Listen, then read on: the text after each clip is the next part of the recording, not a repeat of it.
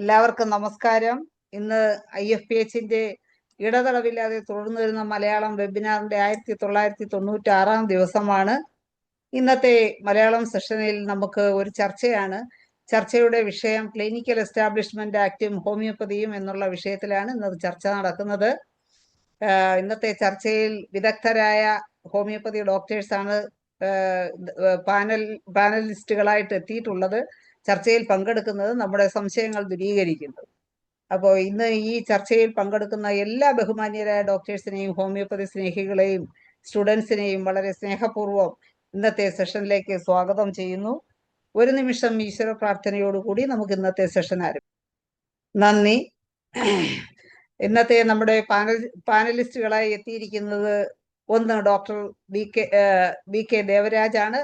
Doctor നമ്മുടെ ഹോമിയോപ്പതിയെ കുറിച്ച് എന്ത് പുതിയ നിയമങ്ങൾ വന്നാലും എന്ത് മാറ്റങ്ങൾ സംഭവിച്ചാലും അഭിപ്രായങ്ങൾ മറ്റ് എന്തെങ്കിലും വാട്സപ്പിലൊക്കെ വന്നാൽ ഉടനെ തന്നെ പ്രതികരിക്കുകയും അതിനെക്കുറിച്ച് പഠിക്കുകയും അത് മെഡിക്കൽ ബില്ല് ഉൾപ്പെടെ എല്ലാ കാര്യങ്ങളും അതിനെക്കുറിച്ച് പഠിക്കുകയും തൻ്റെതായ ശൈലിയിൽ അഭിപ്രായങ്ങൾ എല്ലാ പ്ലാറ്റ്ഫോമിലും രേഖപ്പെടുത്തുകയും പറയുകയും ചെയ്യുന്ന ഡോക്ടറാണ് ഡോക്ടർ ബി.കെ. ദേവരാജ്. ഇന്നത്തെ ചർച്ചയിലേക്ക് ഡോക്ടറെ സ്നേഹപൂർവ്വം ആദരപൂർവ്വം ക്ഷണിക്കുന്നു. അതുപോലെ തന്നെ നമ്മുടെ അടുത്തതായി നമ്മുടെ പാനലിസ്റ്റായി എത്തിയിട്ടുള്ളത് ഡോക്ടർ അശോക് കുമാറാണ്. IR അശോക് കുമാറാണ്. അദ്ദേഹം ഇതുപോലെ തന്നെ എല്ലാ പല പ്ലാറ്റ്ഫോമുകളിലും ക്ലാസ്സുകൾ എടുക്കുകയും ഹോമിയോപ്പതിയിലെ എല്ലാ വിഷയങ്ങളിലും തൻ്റെതായ ശൈലിയിൽ അഭിപ്രായങ്ങൾ രേഖപ്പെടുത്തുന്ന ഡോക്ടർ IR അശോക് കുമാർ നമ്മുടെ റിട്ടയർഡ് DMO കൂടിയാണ്. അദ്ദേഹത്തെയും വളരെ സ്നേഹപൂർവ്വം ആദരപൂർവ്വം ഇന്നത്തെ സെഷനിലേക്ക് സ്വാഗതം ചെയ്യുന്നു.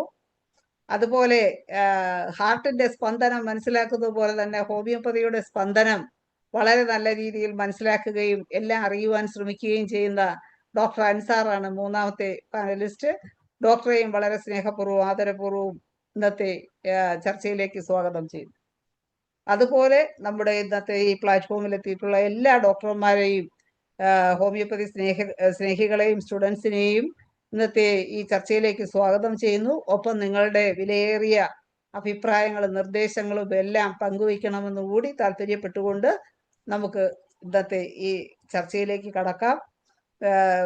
ഓരോ ചർച്ചയിൽ പങ്കെടുക്കുന്ന ഡോക്ടർമാർക്കും 30 മിനിറ്റാണ് ആദ്യം നമ്മൾ വെച്ചിട്ടുള്ളത്. പിന്നെ അത് കഴിഞ്ഞിട്ട് എല്ലാവരുടെ അഭിപ്രായം കേട്ട ശേഷം നിങ്ങൾക്ക് ഈ 2 മിനിറ്റ് കൂടി അതിനെക്കുറിച്ചൊന്ന് കൺക്ലൂഡ് ചെയ്യാൻ വീണ്ടും നമുക്ക് സമയം കണ്ടെത്താം. ആദ്യം 10 മിനിറ്റാണ്. ഡോക്ടർ ബി.കെ. ദേവരാജിൽ നിന്നും തുടങ്ങാം. ഡോക്ടറെ ക്ലിനിക്കൽ എസ്റ്റാബ്ലിഷ്മെന്റ് ആക്ടിനെ കുറിച്ച് നമ്മൾ പലതവണ കേട്ടിട്ടുണ്ട് നമ്മളെല്ലാം. കാരണം ആദ്യം അത് ശൈല ഡോക്ടറാണ് വിഷയം അവതരിപ്പിക്കുന്നത്. അപ്പൊ അതുകൊണ്ട് ഡോക്ടർ മാക്സിമം ടൈം കഴിഞ്ഞിട്ടാണ് ചർച്ചയിലോട്ട് വരുന്നത്. ഓക്കെ. ക്ലിനിക്കൽ എസ്റ്റാബ്ലിഷ്മെന്റ് ആക്ടിനെ കുറിച്ച് നമുക്ക് പല സംശയങ്ങളും ഉണ്ടായിരുന്നു. ഒരു ഡോക്ടറുള്ള സ്ഥാപനത്തിന് ആ ആക്ടിൽ നമ്മൾ രജിസ്റ്റർ ചെയ്യേണ്ട എന്ന് മനസ്സിലാക്കിയിരുന്നു. അങ്ങനെ ഇരിക്കുമ്പോൾ തന്നെ പല ഡോക്ടർമാർക്കും പിഴയടയ്ക്കുന്ന സാഹചര്യം ഉണ്ടായി. ഇപ്പം അത് എങ്ങനെ എത്തിയിരിക്കുന്നു? പുതിയ ചർച്ചകളൊന്നും അല്ലെങ്കിൽ പുതിയ ആവലാതികളൊന്നും നമ്മൾ ഈ വാട്സപ്പിലൂടെ ഇപ്പം കേൾക്കുന്നില്ല. എന്താണ് അതിനെക്കുറിച്ച്? IMA സമരം തുടങ്ങി എന്നൊക്കെ നമുക്ക് വായിച്ചറിയാൻ പറ്റി. എന്താണ് ലേറ്റസ്റ്റ് അപ്ഡേഷൻ എന്നുള്ള കാര്യങ്ങളിലെല്ലാം അഭിപ്രായങ്ങൾ പറയണമെന്ന് ഡോക്ടർമാരോട് വിശദമായി ഞങ്ങൾ ആശങ്കകൾ അകറ്റിത്തരണം എന്നും ആണ് ഇതിൽ പറയാനുള്ളത്. ഡോക്ടർ ദേവരാജ് ഡോക്ടറെ ക്ഷണിക്കും. എല്ലാവർക്കും നമസ്കാരം. കേൾക്കാമല്ലോ? കേൾക്കാം. എല്ലാവർക്കും നമസ്കാരം. ഇപ്പോൾ ആദ്യം തുടക്കമായിട്ട് എനിക്ക് പറയാനുള്ള അധികം ആശങ്ക ഇക്കാര്യത്തിൽ വേണ്ട എന്നുള്ളതാണ്. കാരണം ഇത് 2018 ക്ലിനിക്കൽ എസ്റ്റാബ്ലിഷ്മെന്റ് പാസ്സാകുന്നത്. അതൊരു ഫെബ്രുവരിയിലാണ്.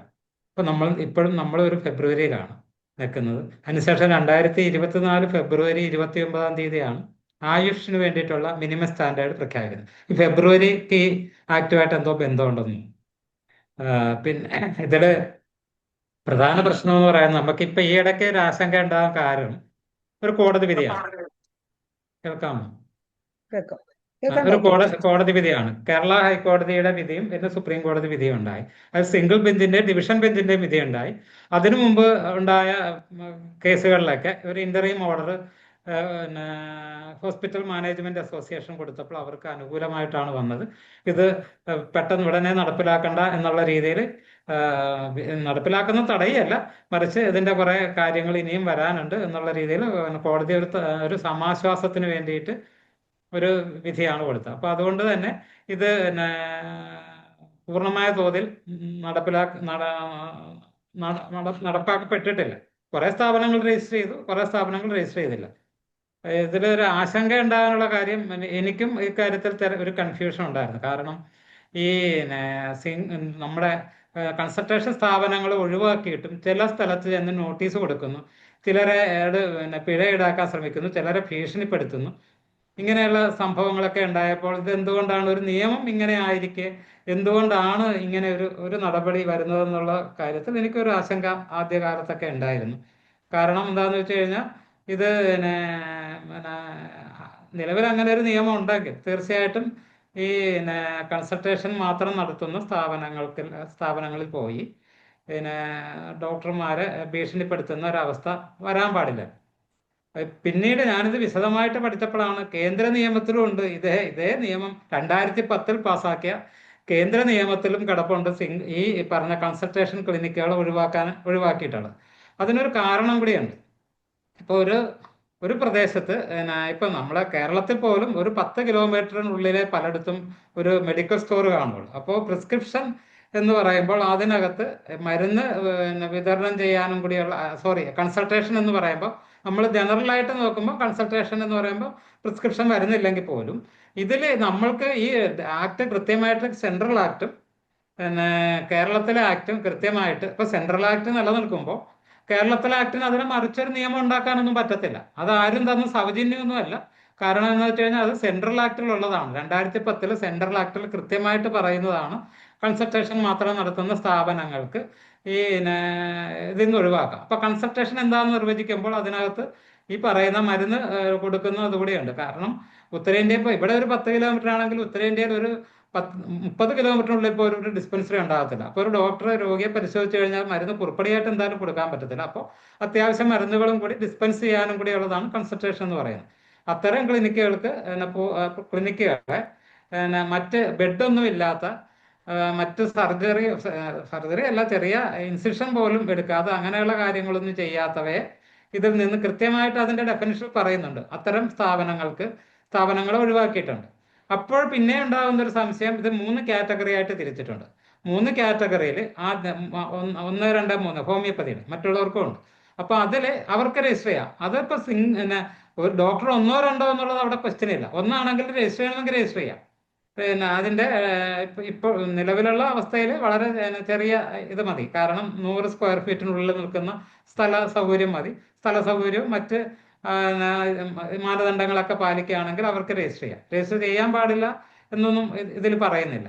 അപ്പോൾ ഇത് ഈ ഒരു ഇതായിരിക്കണം പലരെയും ഇങ്ങനെ ക്ലിനിക്കുകളിലേക്ക് തള്ളിക്കയറാനും ഭീഷണിപ്പെടുത്താനും ഒക്കെ ഉണ്ടായ സാഹചര്യം ഉണ്ടായത്.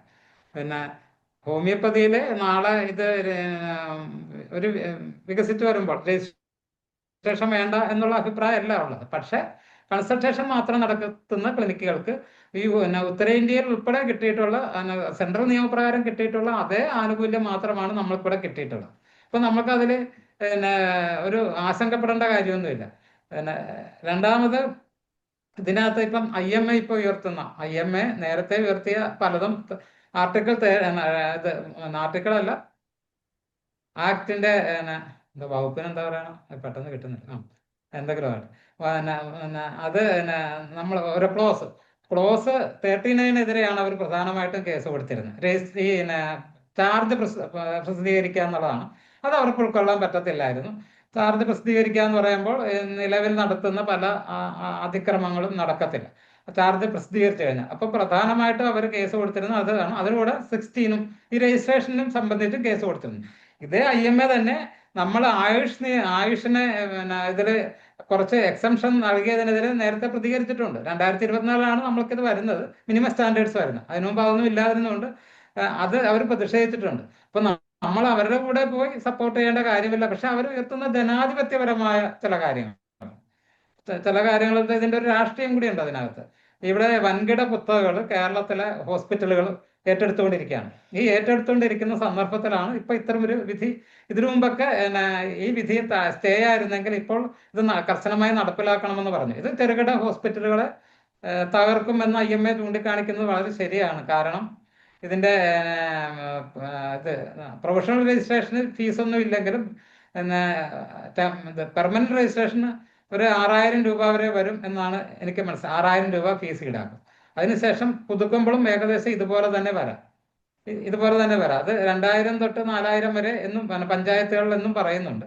എന്തായാലും അത്തരം കാര്യങ്ങളിൽ ഞാനിപ്പം നെറ്റ് എടുത്തപ്പോൾ ആ സൈറ്റ് ഡൗൺലോഡ് ചെയ്യാൻ പറ്റുന്നേ ഇല്ല. ഫീസിനെ കുറിച്ച് മാത്രമുള്ള സൈറ്റ് ഒന്ന് ഡൗൺലോഡ് ചെയ്യാൻ നോക്കിയിട്ട് പറ്റുന്നില്ല, പുതിയതായിട്ടുള്ള.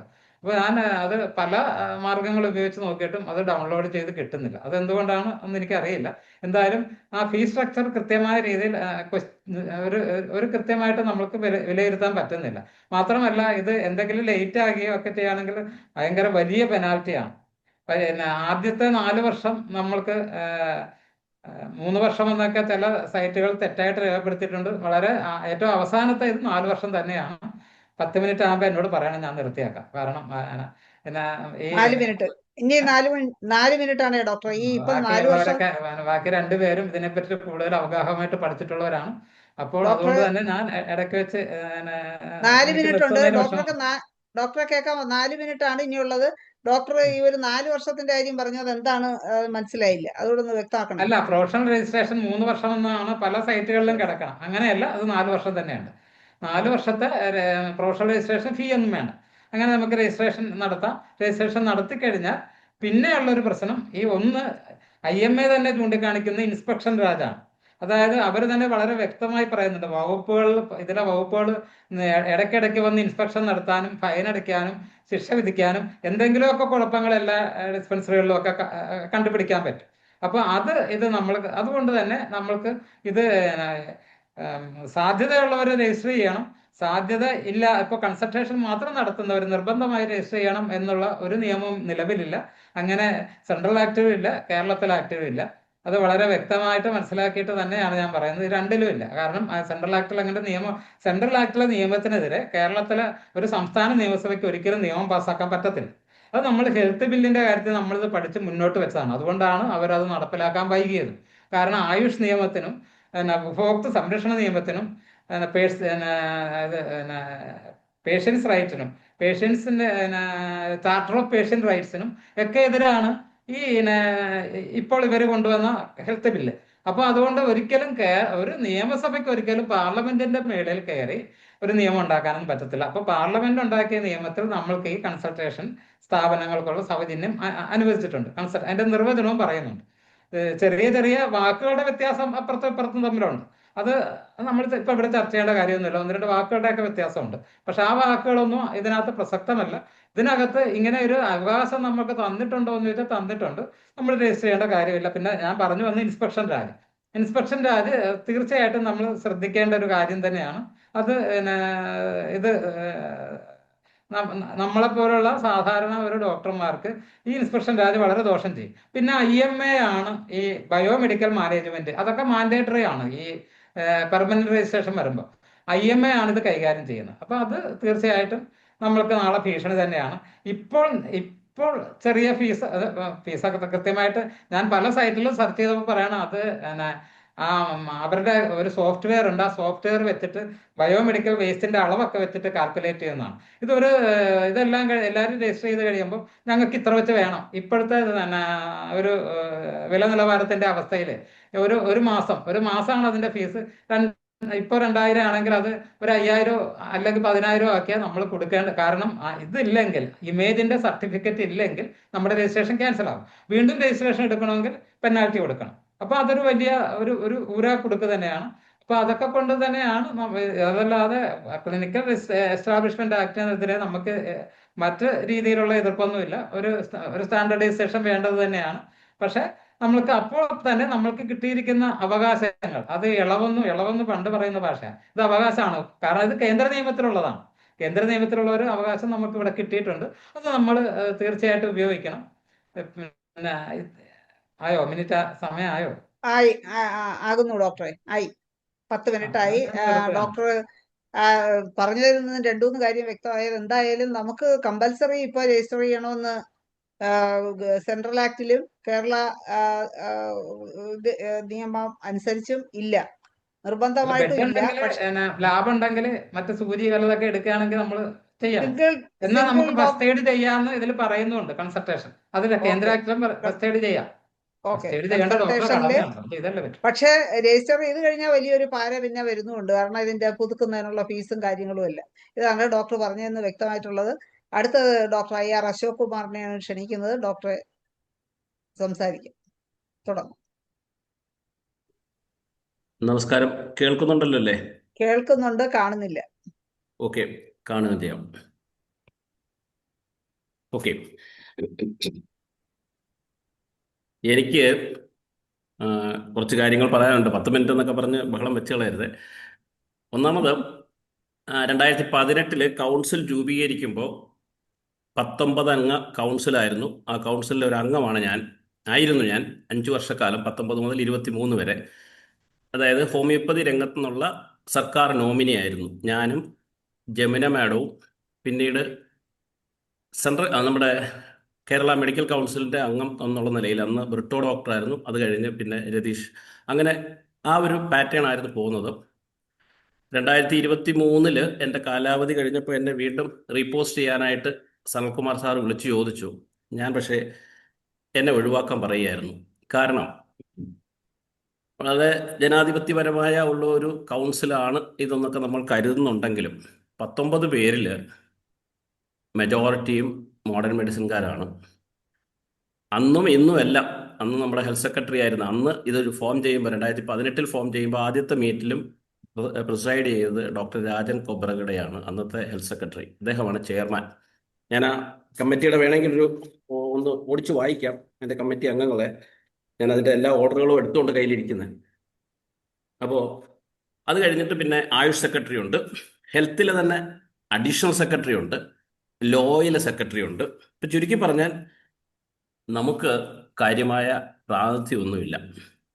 ഹോമിയോപ്പതി ഡയറക്ടറും അതും ഞാനൊരു പ്രതിനിധി എന്നുള്ള നിലയിൽ ഞാനും അന്ന് ഗവൺമെൻറ് സർവീസിലുള്ള ആളുകൂടാണ്. അതുകൊണ്ട് തന്നെ പ്രത്യേകിച്ച് രാജൻ കൊബ്രഗഡെ സാറിൻ്റെ ഒരു നോട്ടപ്പുള്ളിയായിരുന്നു ഞാൻ. അതുകൊണ്ട് തന്നെ എനിക്ക് കുറച്ച് പരിമിതികളുണ്ടായിരുന്നു പല കാര്യങ്ങൾ അവിടെ പ്രസൻറ്റ് ചെയ്യാനായിട്ട്. മൊത്തം health secretary, Ayush secretary, director of health services, director of medical education, director of ISM, director of homeopathy, director of public health lab, പിന്നെ മോഡേൺ മെഡിസിൻ്റെ പ്രതിനിധി, ISMൻ്റെ പ്രതിനിധി, പിന്നെ ഇത് രണ്ടും കൗൺസിലിലെ പ്രതിനിധികളാണ്. ബ്രിട്ടോ സിറിയക് ജോസഫ് ഹോമിയോപ്പതി കൗൺസിലിൻ്റെ പ്രതിനിധി. പിന്നെ ഡെന്റൽ കൗൺസിലിലെ doctor K Nandakumar, Valsa K Panicker, registrar Kerala nurses and midwifery council. Then KV Muhammad Ashraf, secretary initiative for rehabilitation palliative care Kannur. Then Shrimati L Shobha Nair, additional law secretary law department. Shrimati KS Ushas, additional secretary finance department. Shri EK Ummer, state president. അത് സംഘടനകളുടെ പ്രതിനിധികളാണ്. അതിൻ്റെ കൂട്ടത്തിൽ Indian medical അസോസിയേഷൻ്റെ ഉണ്ട്, Ayurveda medical അസോസിയേഷൻ്റെ ഉണ്ട്, ഞാൻ government nominee എന്നുള്ള നിലയിൽ ഞാനുണ്ട്. അപ്പം അങ്ങനെ ഇതിനകത്ത് മെജോറിറ്റി മോഡേൺ മെഡിസിൻകാരാണ്. അപ്പം അന്ന് മുതലേ അവർ തർക്കത്തിലുമാണ്, അത് വേറൊരു കാര്യം. അപ്പോൾ ഇതിനകത്ത് പിന്നെ ദേവൻ ഡോക്ടർ പറഞ്ഞ 1-2 കാര്യങ്ങളിൽ ഒരു കറക്ഷൻ ഉള്ളതും, സെൻട്രൽ ആക്ടിനെ ബേസ് ചെയ്ത് സ്റ്റേറ്റ് ആക്ടുകൾ ഉണ്ടാക്കണമെന്നെങ്ങും പറഞ്ഞിട്ടില്ല. കാരണം സെൻട്രൽ ആക്ട് ഈ സെൻട്രൽ എന്താ പറയുന്നത് നമ്മുടെ യൂണിയൻ ടെറിട്ടറീസിനും ഏതോ ചില സ്റ്റേറ്റുകൾക്ക് മാത്രമാണ് 2010 ഉണ്ടാക്കിയിട്ട് ആ ആക്ടിൽ പറഞ്ഞിട്ടുണ്ട് അതാത് സ്റ്റേറ്റുകൾ ഇതുപോലെയുള്ള ഒരു മെഡിക്കൽ എസ്റ്റാബ്ലിഷ്മെന്റ് കൗൺസിൽ ആക്ട് രൂപീകരിക്കണം എന്ന് പറയുകയും അതിനനുസരിച്ചാണ് 2018 പലപ്പോഴും കേരള സർക്കാരിൻ്റെ ഒരു നേട്ടമായിട്ടൊക്കെ പലപ്പോഴും ഈ ക്ലിനിക്കൽ എസ്റ്റാബ്ലിഷ്മെന്റ് ആക്ട് പറയാറുണ്ട്. പക്ഷേ അങ്ങനെയല്ല. സർക്കാർ കമ്പൽസറി ആയിട്ട് ഏതാണ്ട് അതിൻ്റെ 10 വർഷത്തിന് ശേഷമാണ് നമ്മൾ അതിൻ്റെ പ്രവർത്തനങ്ങൾ തുടങ്ങിയത്. അപ്പോൾ അതിൻ്റെ എയിം എന്ന് പറയുന്നത് പൊതുജനാരോഗ്യം മെച്ചപ്പെടുത്തുന്നതിനായി ക്ലിനിക്കൽ സ്ഥാപനങ്ങൾ നൽകാവുന്ന സൗകര്യങ്ങളുടെയും സേവനങ്ങളുടെയും നിലവാരം നിർണ്ണയിക്കുക എന്ന ലക്ഷ്യത്തോടു കൂടി അവയുടെ രജിസ്ട്രേഷനും നിയന്ത്രണവും സംബന്ധിച്ച വ്യവസ്ഥ ചെയ്യുന്നതിന്. അപ്പോൾ സ്റ്റാൻഡർഡൈസേഷൻ തന്നെയായിരുന്നു അവരുടെ ലക്ഷ്യം. അപ്പോൾ ആ സ്റ്റാൻഡർഡൈസേഷൻ്റെ ഭാഗമായിട്ട് ഹോസ്പിറ്റലുകൾ, ക്ലിനിക്കുകൾ, കൺസൾട്ടേഷൻ സെൻ്ററുകൾ, ഡേ കെയറുകൾ, വൃദ്ധസദനങ്ങൾ, ഇതിനകത്ത് കൃത്യമായിട്ട് അത് പറയുന്നുണ്ട്. ഡേ കെയറും വൃദ്ധസദനങ്ങളും, അതായത് ഹെൽത്തുമായിട്ട് ബന്ധപ്പെട്ട അംഗൻവാടികൾ, ലാബുകൾ ഒക്കെ രജിസ്റ്റർ ചെയ്യണം എന്നാണ് ഇത് ചെയ്തിരിക്കുന്നത്. പക്ഷേ ഇവിടെ ഒരു മിസ്റ്റേക്ക്, ഇല്ലെങ്കിൽ ഇവിടെ കാര്യമായ ഒരു മിസ്റ്റേക്ക് വന്നത്, ഇടയ്ക്ക് കൺസൾട്ടേഷൻ്റെ ഒരു ഡെഫിനിഷൻ കൊടുത്തിട്ടുണ്ട്. അതെങ്ങനെ വന്നു എന്ന് എനിക്കറിയത്തില്ല. ദേവൻ ഡോക്ടർ പറഞ്ഞതുപോലെ അത് സെൻട്രൽ ആക്ടിലും അങ്ങനെ തന്നെ വന്നിട്ടുണ്ട്. കൺസൾട്ടേഷൻ എന്ന് പറഞ്ഞാൽ രോഗപരിശോധനയും നിർണ്ണയിക്കപ്പെടാവുന്ന രീതിയിലുള്ള രോഗനിർണയവും അതിനനുസരിച്ചുള്ള മരുന്ന് നൽകലും പ്രാഥമിക ചികിത്സയും നിരീക്ഷണവും എന്നർത്ഥമാകുന്നു. ഈ കൺസൾട്ടേഷൻ സൗകര്യങ്ങളുള്ള സ്ഥാപനങ്ങൾ രജിസ്റ്റർ ചെയ്യേണ്ടതില്ല എന്ന് പറയുന്നുണ്ട്. പക്ഷെ അതിനു മുമ്പ് ക്ലിനിക്കൽ സ്ഥാപനം എന്നാൽ എന്ത് എന്നൊരു ഡെഫിനേഷൻ കൊടുത്തിട്ടുണ്ട്. ഏതെങ്കിലും ആളുകളുടെ നിക്കായമോ ഏകാംഗീകൃതമോ അല്ലാത്തതോ സ്ഥാപിച്ചതും നടത്തുന്നതും പരിപാലിക്കുന്നതും ഏതെങ്കിലും അംഗീകൃത ചികിത്സാ സമ്പ്രദായത്തിൽ കിടക്കകളോട് കൂടിയതോ അല്ലാത്തതോ ആയ സൗകര്യങ്ങളോട് കൂടിയതും, അല്ലാത്തതായ സൗകര്യങ്ങൾ പറയുന്നുണ്ട്. രോഗം, പരിക്ക്, വൈകല്യം, അസ്വാഭാവികത്വം, ദന്തസംരക്ഷണം, ഗർഭം, വന്ധ്യത എന്നിവയിൽ ചികിത്സ, രോഗനിർണയം അല്ലെങ്കിൽ പരിചരണം ആവശ്യമായി വരുന്നവയിൽ സേവനങ്ങൾ നൽകുന്നതുമായ ഒരു ആശുപത്രി, maternity home, nursing home, clinic പിന്നീട് പറഞ്ഞ് തെറ്റിച്ചു, സാനിറ്റോറിയം അല്ലെങ്കിൽ ഏതു പേരിൽ വിളിക്കപ്പെടുന്നതുമായ ഒരു സ്ഥാപനം, അല്ലെങ്കിൽ പിന്നെയും താഴോട്ട് ലബോറട്ടറി അല്ലെങ്കിൽ മറ്റ് മെഡിക്കൽ ഉപകരണങ്ങളുടെ സഹായത്താൽ രോഗനിർണയമായോ ചികിത്സയുമായോ ബന്ധപ്പെട്ട് പതോളജി പരമായതോ ബാക്ടീരിയ പഠനമായോ ഇങ്ങനെയൊക്കെ പറഞ്ഞിട്ട് അങ്ങനെ ഉള്ള കുറേ ഡെഫിനിഷൻസ് പറയുന്നുണ്ട്. അപ്പം ഇവിടെ ഇതിനകത്ത് ഈ പറഞ്ഞതുപോലെ ബേസിക്കലി ഉള്ള പ്രശ്നം, ഇത് ആക്റ്റൊക്കെ രൂപീകരിച്ചു, വർഷം ഇപ്പോൾ 6 വർഷം കഴിയുന്നു. പക്ഷെ ഇതുവരെയും ഇതിൻ്റെ ഒരു ക്ലാരിറ്റി കൊടുക്കാൻ ആരും തയ്യാറായിട്ടില്ല. ആർക്കൊക്കെ രജിസ്റ്റർ ചെയ്യാം. ഇപ്പോൾ ഹോമിയോ ഡോക്ടർ രജിസ്റ്റർ ചെയ്യണമെന്ന് പറഞ്ഞ് സൈറ്റിൽ കയറിയാൽ സൈറ്റ് രജിസ്റ്റർ ചെയ്യാൻ പറ്റില്ല. കാര്യം ഹോമിയോ ക്ലിനിക്കുകളുടെ രജിസ്ട്രേഷൻ്റെ ഫോമാറ്റ് ഇതുവരെ വന്നിട്ടില്ല. അപ്പോൾ ഇതിനൊരു 2 ടയർ സംവിധാനമാണ്. ഒരു സെൻട്രൽ അല്ലെങ്കിൽ സ്റ്റേറ്റ് ലെവലിൽ ഒരു കൗൺസിലുണ്ട്. അതാണ് ഞാൻ മുമ്പേ പറഞ്ഞ 18 അംഗങ്ങളുള്ള ഒരു കൗൺസിൽ, സർക്കാർ നോമിനികളും ഗവൺമെൻറ് ഉദ്യോഗസ്ഥരുമായിട്ട്. പക്ഷേ അവരല്ല രജിസ്ട്രേഷൻ നടത്തുന്നത് ഡിസ്ട്രിക്ട് രജിസ്റ്ററിംഗ് അതോറിറ്റിയാണ്, DRA, ഡിസ്ട്രിക്ട് രജിസ്റ്ററിംഗ് അതോറിറ്റി. അവിടെ പേരിൽ കളക്ടറാണ് അതിൻ്റെ ചെയർമാൻ. അവിടെയാണ് പിന്നെയും പ്രശ്നങ്ങൾ കൂടുതലാവുന്നത്.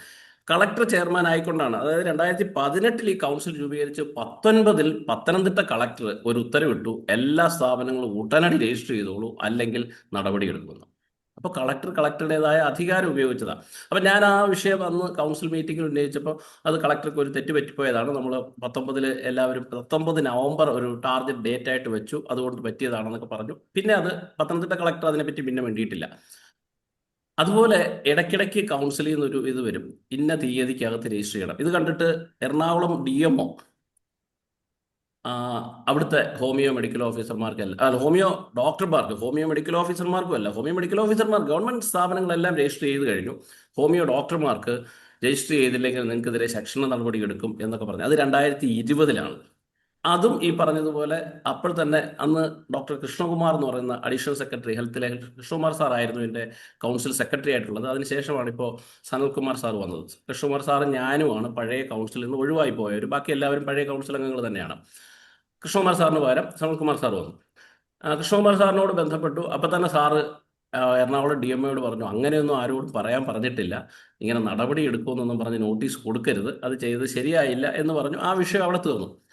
അപ്പോൾ ഇവിടെയൊക്കെ ഒരു ക്ലാരിറ്റിയുടെ പ്രശ്നം ഇപ്പോഴും ഇപ്പോഴത്തെ അവസ്ഥ ഡോക്ടർ, ഇപ്പോഴത്തെ അവസ്ഥയും കൂടെ പറയാം. ഇപ്പോഴത്തെ അവസ്ഥ സനൽകുമാർ സാറ് കഴിഞ്ഞ ദിവസം വളരെ വ്യക്തമായിട്ട് ഒരു റേഡിയോ അല്ല, ടെലിവിഷന്റെ ടോക്ക് ഷോയിൽ പറഞ്ഞിട്ടുണ്ടായിരുന്നു, സിംഗിൾ ഡോക്ടേഴ്സ് ഇത് ചെയ്യണ്ട എന്ന്.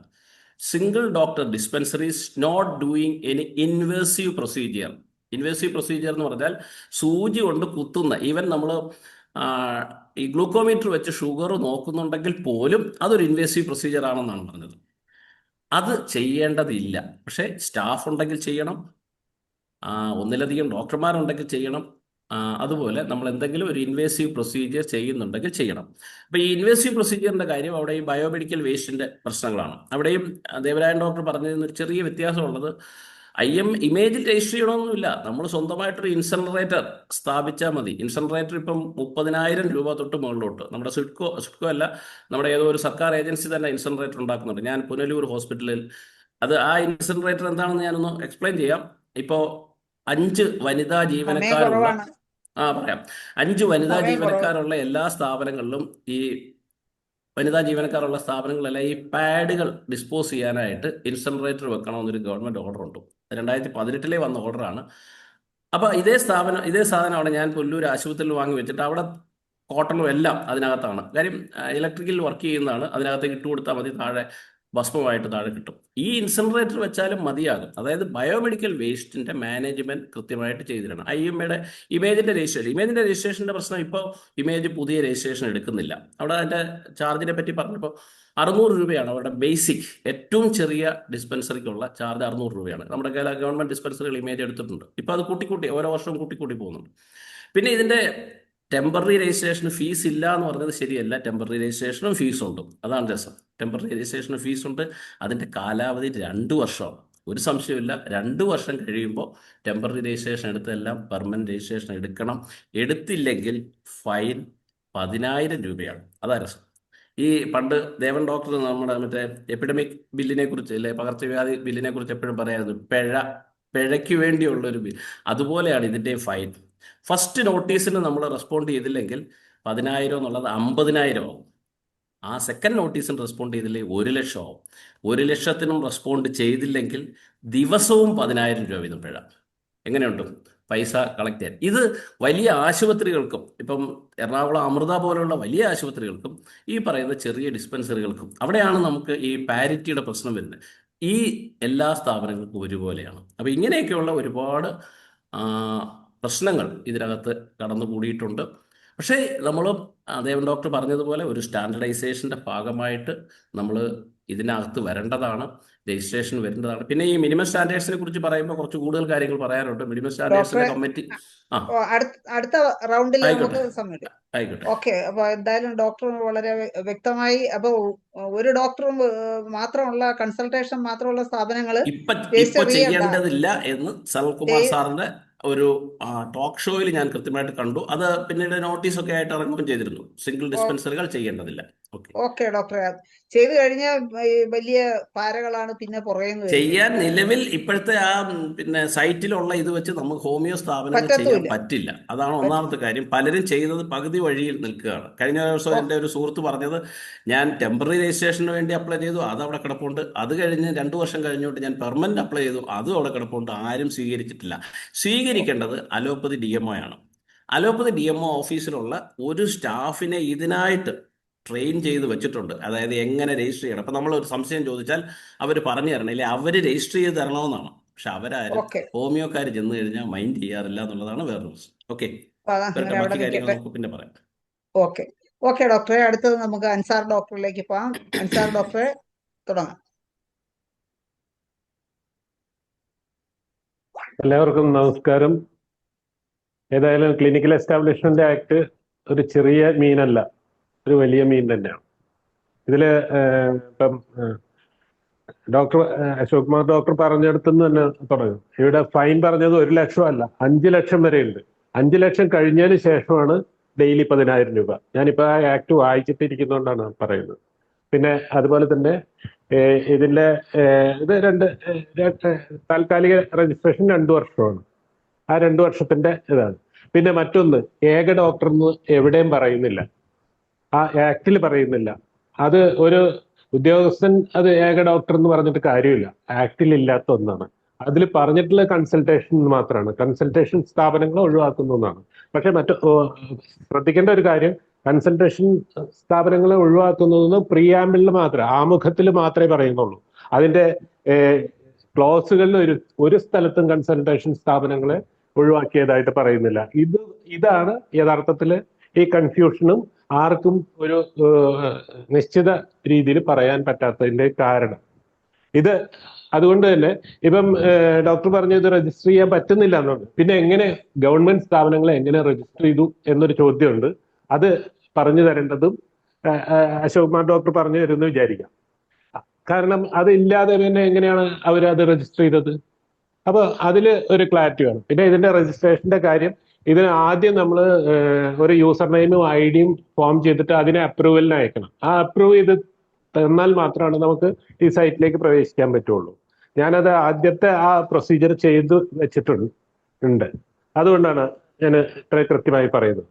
പിന്നെ മറ്റൊന്ന്, ഈ നിയമം സ്വാഭാവികമായി ഇത് എല്ലാവരും ചെയ്യേണ്ടി വരും അധികം വൈകാതെ. അപ്പൊ ഇതിനെക്കുറിച്ച് നമ്മൾ ഗഹനമായി പഠിച്ചും ഇതിലെ ഏറ്റവും രസകരമായ ഒരു കാര്യം എന്ന് പറഞ്ഞാൽ ഇത് ഒരു പിഴയ്ക്ക് വേണ്ടിയുള്ള ഒരു നിയമം തന്നെയാണ്. യാതൊരു സംശയമില്ല. ആ പിഴ എന്ന് പറഞ്ഞാൽ ചെറിയ പിഴയല്ല, വലിയ പിഴ. അത് അത്തരം ഒരു രീതിയിലാണ് ആ പിഴയുടെ ഒരു ഫോർമാറ്റ് കിടക്കുന്നത്. അതുകൊണ്ട് തന്നെ ആ ഫോർമാറ്റിനെ, അത്തരം പിഴകളെ എങ്ങനെ ലഘൂകരിക്കാം, അല്ലെങ്കിൽ അതിൻ്റെ നമുക്ക് എന്തെല്ലാം ഇളവുകൾ കിട്ടാൻ പറ്റും എന്ന് ശ്രമിക്കുന്നതാണ് ഒരു കാര്യം. ഈ നിയമം നടപ്പാവുന്നുള്ള യാതൊരു സംശയമില്ല. പിന്നെ കൺസൾട്ടേഷൻ എന്ന് പറയുമ്പോൾ ചെറിയ കൺസൾട്ടേഷനും മറ്റു കാര്യങ്ങളും, ഇപ്പൊ ഡോക്ടർ പറഞ്ഞില്ലേ, ഒരു ബ്ലഡ് ടെസ്റ്റ് വരെ ചെയ്യുന്നുണ്ടെങ്കിൽ അത് ഇൻവേസീവ് പ്രൊസീജിയറായിട്ട് കണക്കാക്കപ്പെടും. പിന്നെ ഇതിൽ ഏത് സമയത്തും കയറി വരാവുന്ന ഇൻസ്പെക്ഷൻ, ആ ഇൻസ്പെക്ട് ചെയ്യുന്നത് ഏതെങ്കിലും ഇപ്പൊ ഈ കമ്മിറ്റി അധികാരപ്പെടുത്തുന്ന ഒരു ഉദ്യോഗസ്ഥന് ഇൻസ്പെക്ട് ചെയ്യാനും അതിനനുസരിച്ചുള്ള തീരുമാനങ്ങൾ എടുക്കാനുള്ള ഒരു ഇതും കൂടി അതിൽ പറയുന്നുണ്ട്. പക്ഷെ ഇങ്ങനെയൊക്കെ ആണെങ്കിലും അപ്പീൽ അതോറിറ്റി മറ്റും മറിച്ചും ഒക്കെ അതിൽ നിയമത്തിൽ പറയുന്നുണ്ട്. പക്ഷെ എന്ത് തന്നെയാണെങ്കിലും ഡോക്ടർമാരുടെ ഒരു സ്വസ്ഥമായ ഒരു ചികിത്സാ രീതികളെ കുറച്ച് ബുദ്ധിമുട്ടിക്കുന്ന ഒന്ന് തന്നെയാണ് ഈ CE ആക്ട് എന്ന കാര്യത്തിൽ യാതൊരു സംശയമില്ല.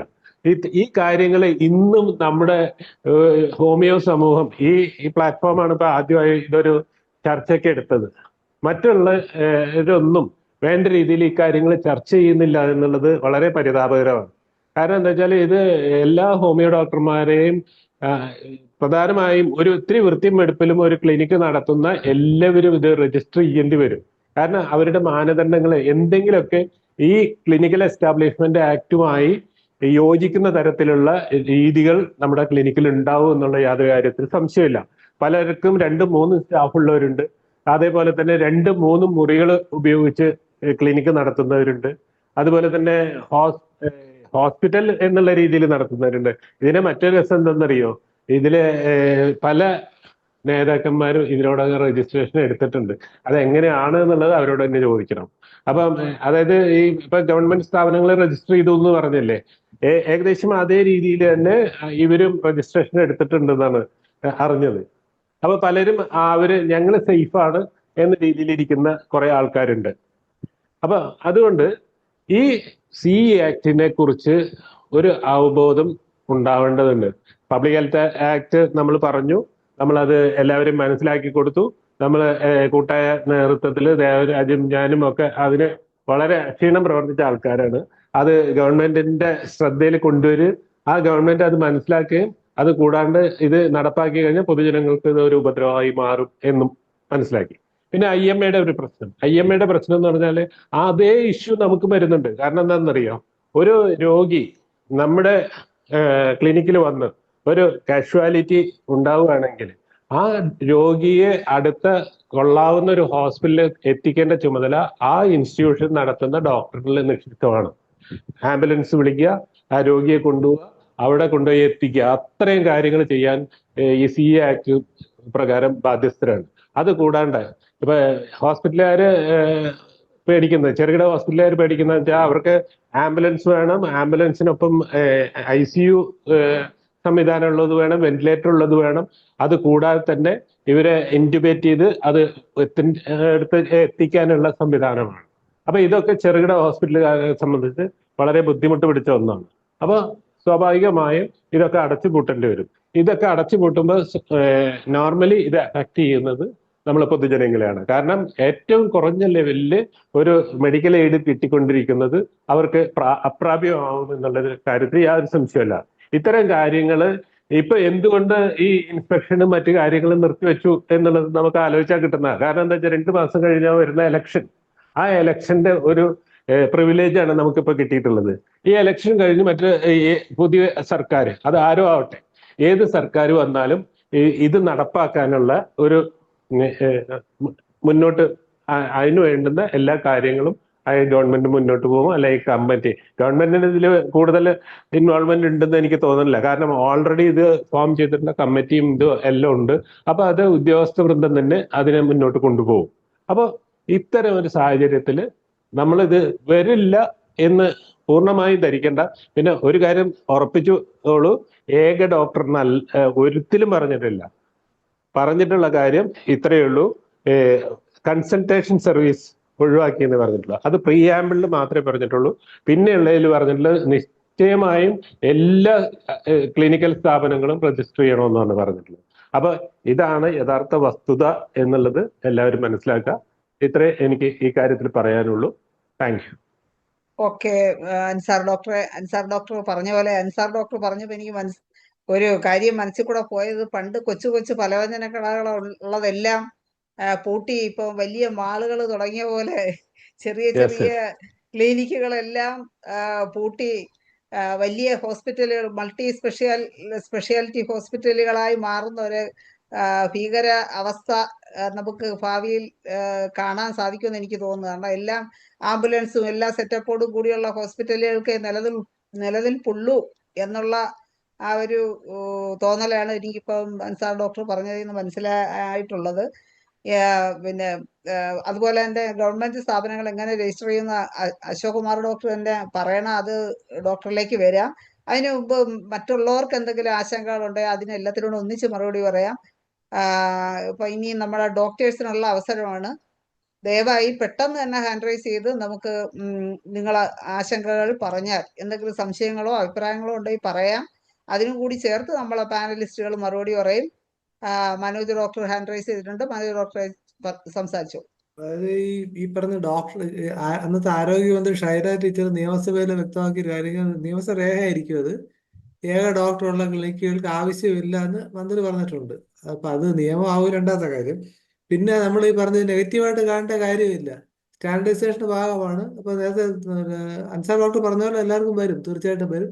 അപ്പൊ എങ്ങനെ ചെയ്യാന്നുള്ളത് നമ്മൾ കൂടുതൽ ആലോചിക്കേണ്ട. പിന്നെ എന്തൊക്കെയാണ് ലൂപ്പ് ഹോളെന്ന് നോക്കുക. രണ്ട് കാര്യങ്ങൾ നോക്കണമെന്ന് എനിക്ക് തോന്നുന്നത്. എന്തായാലും നമ്മുടെ ഡോക്ടർമാര് വളരെ കാര്യമായിട്ട് പഠിച്ചു എന്നുള്ള സന്തോഷമാണ്. പക്ഷെ അൻസാർ ഡോക്ടർ പറഞ്ഞ പോലെ ബഹുഭൂരിപക്ഷം ഇത് കണ്ടില്ല നടിച്ചിരിക്കുകയാണ്, ഉറക്കം നടിച്ചിരിക്കുകയാണ്. എന്തെങ്കിലും വന്നു കഴിയുമ്പോൾ നിലവിളിക്കും. Okay, thank you. ഒരു സെക്കൻഡ് ഞാനൊന്ന് പറഞ്ഞോട്ടെ. ഈ ഏക ഡോക്ടർ എങ്ങനെ വന്നു അത് ഞാൻ മനഃപൂർവ്വം പറയാതിരുന്നതാണ്. ഫസ്റ്റ് കൗൺസിൽ മീറ്റിംഗ് 16 ജനുവരി 2019 NHM കോൺഫറൻസ് ഹാളിൽ തിരുവനന്തപുരത്ത് നടക്കുമ്പോൾ, ഞാനിത് നേരത്തെ ദേവരായൻ ഡോക്ടർക്ക് ഷെയർ ചെയ്തിട്ടുള്ളതാണ്. അന്ന് ഞാൻ പിന്നെ രാജൻ കോബ്രഗഡെ സാറിൻ്റെ നോട്ടപ്പുള്ളി ആയതും അതിലാണ്. ഞാൻ ഈ വിഷയം ഞാനും ഡോക്ടർ ബ്രിട്ടോ സിറിയൻ, അദ്ദേഹം ISKയുടെ ഭാരവാഹിയായിരുന്ന കൗൺസിൽ അംഗം എന്നുള്ള നിലയിൽ ഞങ്ങൾ രണ്ടുപേരുടെ ഈ വിഷയത്തിൽ വലിയ രീതിയിൽ ഒരു ചെറിയ ലോബിയിങ് നേരത്തെ നടത്തിയിരുന്നു. ഞങ്ങൾ ഈ വിഷയം അവതരിപ്പിക്കുകയും അന്നത്തെ മീറ്റിങ്ങിൻ്റെ മിനിറ്റ്സിലാണ് ഈ ഉത്തരവ് വന്നത്. അത് ഉത്തരവല്ല എന്ന് പ്രത്യേകം പറഞ്ഞിട്ട് ഇതൊരു മീറ്റിംഗ് തീരുമാനമാണ്, ഇത് സ്ഥായിയായിട്ട് നിൽക്കുന്ന കാര്യമല്ല എന്ന് അന്ന് തന്നെ കോബ്രഗഡെ സാർ പറഞ്ഞിരുന്നു. One man dispensary not doing any invasive procedure need not register. അതാണ് അതിൻ്റെ വാചകം. എൻ്റെ കയ്യിലുണ്ട് ആ മീറ്റിങ്ങിൻ്റെ മിനിറ്റ്സ്. ഡേറ്റ് 2019 ജനുവരി 16 10:30 NHM കോൺഫറൻസ് ഹാള് തിരുവനന്തപുരം. അതാണ് ഏക ഡിസ്പെൻസറി. അത് കഴിഞ്ഞിട്ടാണ് ഈ ഒരു ബേസ് വെച്ചിട്ടാണ് ശൈലജ ടീച്ചർ അത് നിയമസഭയിലും ആ രീതിയിലേക്ക് അങ്ങ് പ്രസന്റ് ചെയ്തു. അതായത് അപ്പോഴും പറഞ്ഞു ആയുർവേദക്കാർക്ക് അത് കിട്ടില്ല എന്ന്. കാര്യം അവർ ഈ തിരുമല് മാസേജ് ഇതൊക്കെ ചെയ്യുന്നതുകൊണ്ട് അവർക്കത് കിട്ടത്തില്ല. ഡെന്റിസ്റ്റുകൾക്ക് ഒട്ടും കിട്ടത്തില്ല, കാര്യം അവർ പല്ല് പറിക്കുന്നുണ്ട്. ഹോമിയോ ഡോക്ടേഴ്സിന് ആ ഒരു ഇളവ്. പക്ഷെ അത് പറഞ്ഞു ഇതൊരു മിനിറ്റ്സ് മാത്രമാണ്. ഒരു കാര്യം ചോദിച്ചോട്ടെ, നിയമത്തിൽ അങ്ങനെ ഇല്ലാത്തത് ഒരു മിനിറ്റ്സ് കൊണ്ട് അതിനെ ഓർക്കാൻ ചെയ്യാൻ പറ്റുമോ? തൽക്കാലത്തേക്ക് ഒരു സമാധാനിപ്പിക്കാൻ തണുപ്പിക്കാൻ ചെയ്തതാണ്. അതെ, എനിക്കൊരു കാര്യം പറയാനുള്ളതേ, ഇത് കേന്ദ്ര നിയമത്തിലുള്ളതാണ്. അല്ല ഇതൊരു ആനുകൂല്യമോ സൗജന്യമോ സംവരണമൊന്നും അല്ല. അങ്ങനെ ഒരു ധാരണ ഹോമിയോ ഡോക്ടർമാർക്ക് ഇടയിലുണ്ടെന്ന് തോന്നുന്നു. അങ്ങനെയൊന്നും അല്ല. ഇത് കേന്ദ്ര നിയമം, ഇന്ത്യൻ സാഹചര്യം അനുസരിച്ച് പല MD അല്ല ഡോക്ടർമാരും ഇതുമായിട്ട് ബന്ധപ്പെട്ട് ഹലോ അന്ന് നടന്ന സംസാരത്തിന്റെ ചില ഭാഗങ്ങൾ ഞാനൊന്ന് പറയാം. ഞാൻ പറഞ്ഞു ഞങ്ങൾ കൺസൾട്ടേഷൻ മാത്രമേ ചെയ്യുന്നുള്ളൂ എന്ന് പറഞ്ഞപ്പോൾ അദ്ദേഹം ചോദിച്ചു ഹോമിയോ ഡിസ്പെൻസറികളിൽ മെഡിസിൻ കൊടുക്കുന്നില്ലേ? കൺസൾട്ടേഷൻ എന്ന് പറഞ്ഞാൽ വെറുതെ കൺസൾട്ടേഷനേ പാടുള്ളൂ, നിങ്ങൾ മെഡിസിൻ പ്രിസ്ക്രൈബ് ചെയ്യാൻ പാടില്ല. അന്ന് തന്നെ കൊബ്രഗഡെ സാർ പറഞ്ഞ വേറൊരു കാര്യമുണ്ട്. അന്ന് അത് ജമിന മാഡം എൻ്റെ അടുക്ക പറഞ്ഞു, അതായത് നിങ്ങളുടെ ഒഴിയുന്ന മെഡിസിൻ ബോട്ടിൽസ് ബോട്ടിൽ ബയോ ബയോമെഡിക്കൽ വേസ്റ്റ് ആണെന്ന് പറഞ്ഞു. അത് മനോ ഡോക്ടർക്ക് ഓർമ്മ ഉണ്ടാവുമായിരിക്കും, അങ്ങനെ ഒരു ഓർഡറൊക്കെ ഇടയ്ക്ക് വന്നിരുന്നു. പിന്നെ അതെന്തായാലും അതങ്ങ് പോയി. അതായത് ബോട്ടിൽ MT ബോട്ടിൽസ് ബയോമെഡിക്കൽ വേസ്റ്റ് ആണ്, അതല്ലാതെ നിങ്ങൾ പറയും, പക്ഷെ ഞങ്ങൾ പറയാത്. അപ്പോൾ നിങ്ങൾക്ക് ബയോമെഡിക്കൽ വേസ്റ്റ് ഇല്ല എന്ന് നിങ്ങൾക്ക് പറയാൻ പറ്റില്ല എന്നുള്ള അർത്ഥത്തിലേക്ക് അങ്ങനെ കുറച്ചൊരു വാഗ്വാദം അന്ന് വൈകുന്നേരം ഉണ്ടായിരുന്ന ഒരു മീറ്റിംഗ് ആയിരുന്നു. ഫസ്റ്റ് മീറ്റിംഗ് ആയതുകൊണ്ട് കുറച്ച് ഈ രീതിയിലൊക്കെ ഡിസ്കഷൻ പോയതാണ്. പിന്നെ ഞാൻ ഗവൺമെന്റ് ഡിസ്പെൻസറി രജിസ്റ്റർ ചെയ്ത്, അത് ശൈല ഡോക്ടർക്കും മനോ ഡോക്ടർക്കും ഒക്കെ അറിയാം. അന്ന് ഈ രജിസ്റ്ററിങ് അതോറിറ്റികൾ ആക്റ്റീവ് ആയിരുന്നു, DMOമാർ ഹെൽപ്ഫുൾ ആയിരുന്നു, അവര് ചെയ്തു തരുമായിരുന്നു. അവിടെ പോലും എനിക്കൊരു ചെറിയ കഥ പറയാനുള്ളത്, അവസാനം രജിസ്റ്റർ ചെയ്യാൻ ഗവൺമെന്റ് ഡിസ്പെൻസറികൾ അവസാനം 709 ഡിസ്പെൻസറികൾ രജിസ്റ്റർ ചെയ്യാനുള്ളതിൽ 706 രജിസ്റ്റർ ചെയ്തു. 3 രജിസ്റ്റർ ചെയ്യാനുള്ളത് ഞാൻ DMO ആയിട്ടിരിക്കുന്ന കാസർഗോഡ് ജില്ലയിലായിരുന്നു. ലളിത നമ്മുടെ വിജയാംബിക മാഡം മീറ്റിങ്ങിൽ, അത് ഓൺലൈൻ മീറ്റിംഗ് ആണ്, മീറ്റിങ്ങിൽ പെട്ടെന്ന് കൊബ്രഗഡെ സാർ ഇതുപോലെ ചോദിച്ചപ്പോൾ, സാർ അത് ചെയ്യേണ്ട DMO നമ്മുടെ കൗൺസിൽ മീറ്റിങ്ങിലുണ്ട്, ഡോക്ടർ അശോക് കുമാർ ആണെന്ന് പറഞ്ഞു. ഉടനെ ഞാൻ പറഞ്ഞു, സാറേ അത് നമ്മുടെ കുറ്റമല്ല, ഈ പറഞ്ഞ പോലെ പാസ്വേഡ് മിസ്റ്റേക്കൺ ആയി പോയത് കറക്റ്റ് ചെയ്ത് തരുന്നില്ല. അപ്പൊ തന്നെ ഫോൺ വിളിച്ച് കാസർഗോഡ് ഹെൽത്തിന്റെ DMO അപ്പൊ മീറ്റിങ്ങിലുണ്ട്, ഇന്ന് തന്നെ അത് ചെയ്തു കൊടുക്കണമെന്ന് പറഞ്ഞു. പിറ്റേന്ന് ചെയ്തു, നമ്മൾ ചെയ്തു. പക്ഷെ ഇപ്പോൾ വീണ്ടും ഇവരത് നോക്കാത്തത് കൊണ്ടാണ് രജിസ്റ്റർ ചെയ്യാൻ പറ്റാത്തത്. കാര്യം ഈ പറഞ്ഞതുപോലെ ഓരോ സ്റ്റേജും ഇവർ പാസ്സാക്കി വിടണം, നമ്മുടെ പാസ്വേഡ് അവർ അപ്രൂവ് ചെയ്ത് വിടണം, അത് ഇവർ ചെയ്യുന്നില്ല. അതാണ് കാര്യം. അതിന്റെ പിന്നിൽ ചില ഹിഡൻ അജണ്ടകളുണ്ട്. കാര്യം ഈ പറഞ്ഞതുപോലെ ഹോമിയോക്കാർക്കൊന്നും ഇതിന്റെ ആവശ്യമില്ല. അവിടെയും ഈ ഡിസ്ട്രിക്ട് രജിസ്ട്രിങ് അതോറിറ്റിയിലും ഹോമിയോയുടെ പ്രതിനിധികളുണ്ട്, ഒരു DMO ഉണ്ട്, വേറൊരു പ്രതിനിധി എലക്റ്റഡ് മെമ്പർ ഉണ്ട്. ആ ലിസ്റ്റും എൻ്റെ കയ്യിലുണ്ട്. പക്ഷേ അവരുടെയും മീറ്റിങ്ങിന് ചെന്ന് കഴിഞ്ഞാൽ കളക്ടർ ചെയർമാൻ ആയതുകൊണ്ട് കളക്ടർ ഒന്നിച്ച് ഒറ്റ വാക്കിൽ എന്തെങ്കിലും പറയും, ബാക്കി അലോപ്പതി DMO തീരുമാനിക്കും, ഇറങ്ങിപ്പോവും. അലോപ്പതി DMOമാർക്ക് പോലും ഇതിനെപ്പറ്റി വ്യക്തമായ ഗ്രാഹ്യമില്ല. അവിടുത്തെ ഒരു ഓഫീസ് സ്റ്റാഫാണ് ഈ പാസ്വേഡും ഇതെല്ലാം ക്ലിയർ ചെയ്യുന്നത്, അവരത് കൈകാര്യം ചെയ്തില്ല. അതുകൊണ്ടാണ് നമുക്ക് രജിസ്റ്റർ ചെയ്യാൻ പറ്റാത്തത്. ഇതിന്റെ അല്ല, പാസ്വേഡ് കിട്ടിയിട്ടുണ്ട് ഓൾറെഡി. അല്ല, ഞാൻ പാസ്വേഡ് പറഞ്ഞത് കിട്ടിയിട്ടുണ്ടെങ്കിൽ ഈ സ്ലോട്ട് ഇല്ല, നമുക്ക് ഹോമിയോ എന്നുള്ള സ്ലോട്ട് ഇല്ല. സ്ലോട്ടില്ല.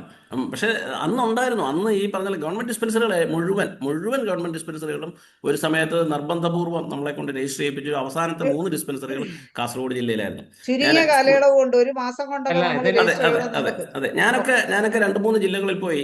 കൊല്ലം ജില്ലയിലെ ഡോക്ടർ അഗസ്റ്റിനാണ് വന്ന് ക്ലാസ് എടുത്തത്. ഞാനന്ന് കൊല്ലം ജില്ലയിലായിരുന്നു. മറ്റു ചില ജില്ലകളിൽ ഞാനും കൂടെ പോയി ക്ലാസ് എടുത്തത്. അതായത് ഇങ്ങനെ രജിസ്റ്റർ ചെയ്യേണ്ടത്, അതിന്റെ ഒരു ഫോമാറ്റ് PPT ആയിട്ടിട്ട് കാണിച്ച് ഇങ്ങനെ ഓരോന്നും ചെയ്ത് പോയാൽ മതി എന്ന് പറഞ്ഞു.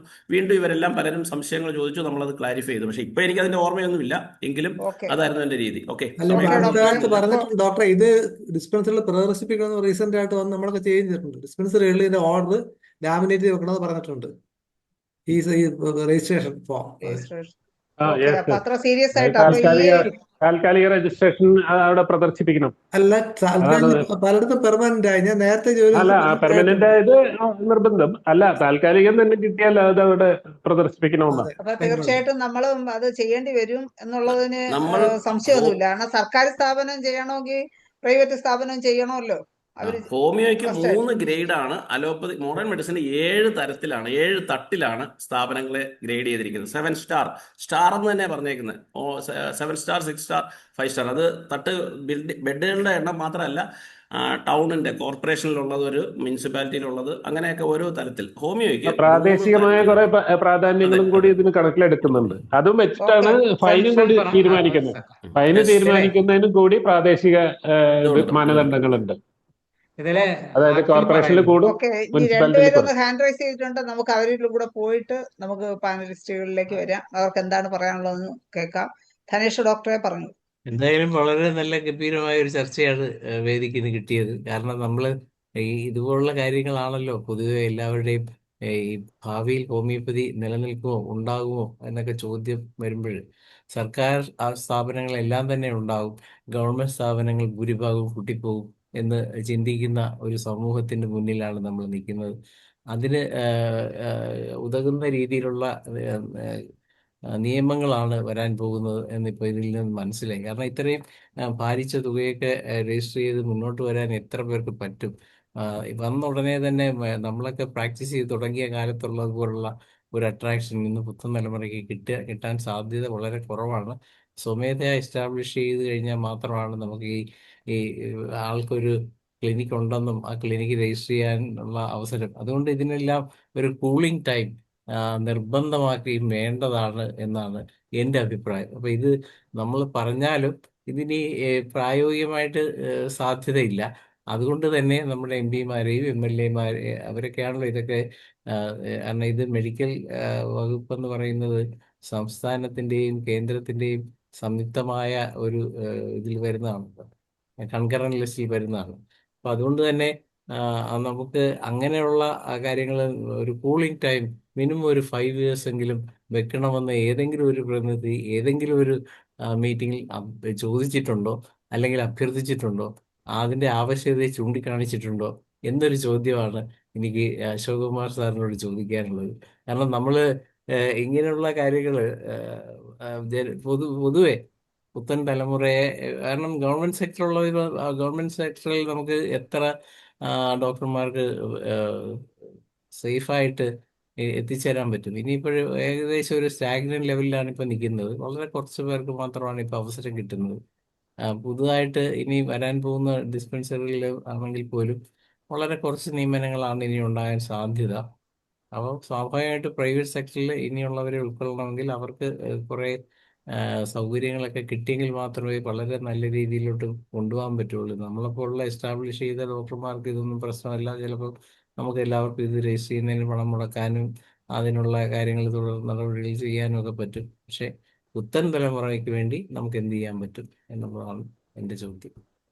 ഓക്കെ, ധനേഷ് ഡോക്ടർ പറഞ്ഞത് കറക്റ്റാണ്. കാരണം ഇനി വരും തലമുറയ്ക്ക് പുതിയ ന്യൂ കമ്മേഴ്സിന് പിടിച്ചു നിൽക്കണമെങ്കിൽ ഇതെല്ലാം കേൾക്കുമ്പോൾ അവരൊക്കെ ചിലപ്പോൾ ഇത് കളഞ്ഞിട്ട് പോവോ എന്നുള്ള ഒരു ആശങ്കയുണ്ട്. അവർക്കൊക്കെ ഇതിൽ പിടിച്ചു നിൽക്കാൻ പറ്റുമോ?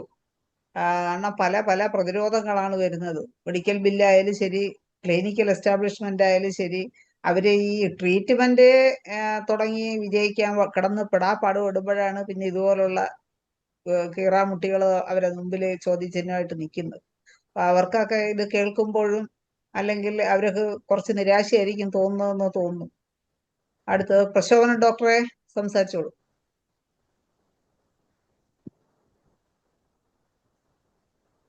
പ്രശോഭന ഡോക്ടർക്ക് അൺമ്യൂട്ട് ചെയ്യാൻ പറ്റുന്നില്ലേ? അൺമ്യൂട്ട് ചെയ്ത് സംസാരിച്ചോ ഡോക്ടർ. ഓക്കെ. ക്ലിനിക്ക് തുടങ്ങിക്കഴിഞ്ഞ് മുനിസിപ്പാലിറ്റിയിൽ ഒരു രജിസ്ട്രേഷൻ എടുത്തു. അത് കഴിഞ്ഞ് ഒരു പാരാമെഡിക്കൽ രജിസ്ട്രേഷൻ എന്ന് പറഞ്ഞ് അതും ചെയ്തു. പിന്നെ ലേബർ ഓഫീസിലെ ഒരു ഇതുണ്ട്, ലേബർ ഓഫീസിൽ ഒരു ഫീസ് അടയ്ക്കണം, അത് ചെയ്തു. അത് കഴിഞ്ഞ ആഴ്ച എനിക്ക് പിന്നെ നിങ്ങളെ പൊല്യൂഷൻ സർട്ടിഫിക്കറ്റ് വാങ്ങിച്ചിട്ടില്ല, അത് വാങ്ങിക്കണമെന്നും പറഞ്ഞ് ഒരു ഓഫീസിൽ നിന്ന് വിളിച്ചിരുന്നു.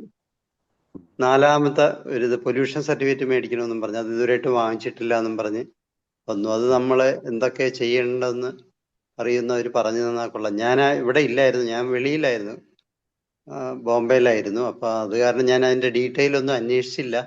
കഴിഞ്ഞ് ഞാൻ തിരിച്ചു വന്നു. അപ്പൊ അവര് അതിന്റെ ഡേറ്റ് കഴിഞ്ഞു, ഇനി നിങ്ങൾ പിടിക്കപ്പെട്ടാൽ അതിന്റെ ഫൈൻ ഉണ്ടാകുമെന്നും പറഞ്ഞു. അതിനു മുമ്പ് പൊല്യൂഷൻ സർട്ടിഫിക്കറ്റ് വാങ്ങിക്കണമെന്നും പറഞ്ഞ് ഫോണിൽ വിളിച്ചതാണ്. എന്താണ്, ആരെങ്കിലും ചെയ്തിട്ടുണ്ടോ എടുത്തിട്ടുണ്ടോ എന്ന് അറിയാൻ കൂടെ ചോദിച്ചത്. പ്രശോഭന ഡോക്ടർ അപ്പൊ ഇതിന്റെ പല കടമ്പകളും കടന്നു കഴിഞ്ഞ് എന്നാ അപ്പുറത്തെത്തിയതുമില്ല. അല്ല, നമ്മൾ പറഞ്ഞ കാര്യങ്ങളിലേക്ക് എത്തിയിട്ടില്ല. ഇതൊക്കെ പ്രാഥമികമായിട്ട് വേണ്ട കാര്യങ്ങളാണ്. ഒരു ക്ലിനിക്കിന് പ്രാഥമികമായി വേണ്ട കാര്യങ്ങളാണ് ഇപ്പൊ ഡോക്ടർ പറഞ്ഞത്. ഇതില് പൊല്യൂഷൻ സർട്ടിഫിക്കറ്റിന് ഞാൻ അറിഞ്ഞത് അതിനൊരു താൽക്കാലിക ഒരു രജിസ്ട്രേഷൻ എന്നുള്ള ഒരു പ്രോസസ്സ്, ഒരു 500 rupees മുടക്കി അതെ, അത് മതി. ഒരു പ്രാവശ്യം അഫിഡാവിറ്റ് കൊടുക്കും. നമ്മളെ എക്സംഷൻ നടത്തിയിട്ടുണ്ട്. നമ്മൾ എക്സംഷൻ നടത്തിയിട്ടുണ്ട്. സ്ഥാപനത്തിൽ ബയോമെഡിക്കൽ വേസ്റ്റ് കൈകാര്യം ചെയ്യുന്നില്ല എന്നുള്ള ഒരു അഫിഡവിറ്റ് കൊടുത്തിട്ട് ഒറ്റ പ്രാവശ്യത്തെ രജിസ്ട്രേഷൻ മതി. അത് ബയോമെഡിക്കൽ വേസ്റ്റ് മാനേജ്മെന്റിന്റെ ഓഫീസിൽ പോയിട്ട്, എല്ലാ ജില്ലയിലും അതിന്റെ ഒരു ഓഫീസുണ്ട്, അവിടെ പോയി ചെയ്താൽ മതി. അതിന്റെ ഓർഡർ വേണേൽ ഞാൻ അയച്ചു തരാം. കാര്യം അത് ISK കൊടുത്ത ഒരു റെപ്രസെന്റേഷൻ വഴിയാണ് അത് ശരിയായി കിട്ടിയത്. അവർ എപ്പോഴും അത് ഗ്രൂപ്പിലൊക്കെ ഇടാറുണ്ട്. അപ്പൊ അതിൽ പറയുന്നതനുസരിച്ച് അതിനകത്ത് അതിന്റെ വേർഡിങ്സ് കൊടുത്തിട്ടുണ്ട്. അത് വെച്ചിട്ട് നമ്മൾ ബയോമെഡിക്കൽ വേസ്റ്റ് നമ്മുടെ സ്ഥാപനത്തിൽ കൈകാര്യം ചെയ്യുന്നില്ല എന്ന് ഒരു അഫിഡവിറ്റ് കൊടുത്തേച്ചാൽ മതി. ഒരു പ്രാവശ്യം കൊടുത്താൽ മതി. അന്ന് ഓൺലൈനായിട്ട് ചെയ്യാം. ഓക്കെ, ഇപ്പൊ അത് ഓൺലൈനായിട്ടും ചെയ്യാം. ചെയ്തു കഴിഞ്ഞാൽ അതിന്റെ തലവേദന ഒഴിവായി കിട്ടും. പോസ്റ്റ് ചെയ്തേക്കണേ, അത് ഞാൻ ഇട്ടുതരാം. ഓക്കെ. അപ്പൊ പ്രശോഭന ഡോക്ടർ രജിസ്റ്റർ ചെയ്യാൻ തന്നെ തീരുമാനിച്ചിരിക്കുകയാണ്. അത് അല്ല അത് ഈ അത് ക്ലിനിക്കൽ അത് എസ്റ്റാബ്ലിഷ്മെന്റുമായിട്ട് ക്ലിനിക്കൽ ബന്ധമൊന്നുമില്ല. എസ്റ്റാബ്ലിഷ്മെന്റ് ആക്ട് അല്ല കേട്ടോ. ആക്ടുമായിട്ട് അത് ബന്ധമില്ല. അല്ലല്ലേ? അത് അതിന് ബന്ധമില്ല. ബയോമെഡിക്കൽ വേസ്റ്റിന്റെ registration, one time exemption registration എടുക്കുക എന്നുള്ളതാണ്. ഒറ്റ പ്രാവശ്യം കൊണ്ട് മുനിസിപ്പൽ ആൻഡ് പഞ്ചായത്ത് ആക്ടിന്റെ അതെ ഭാഗമായിട്ട് നമ്മുടെ ഒരു വരും. സ്ഥാപനം രജിസ്റ്റർ ചെയ്യണ ഇപ്പൊ അതൊക്കെ വേണമെന്നാണ്. ഈ അത് ബയോമെഡിക്കലിന്റെ അതുമായിട്ടൊരു ലെറ്റർ വേണം. ബന്ധമില്ല.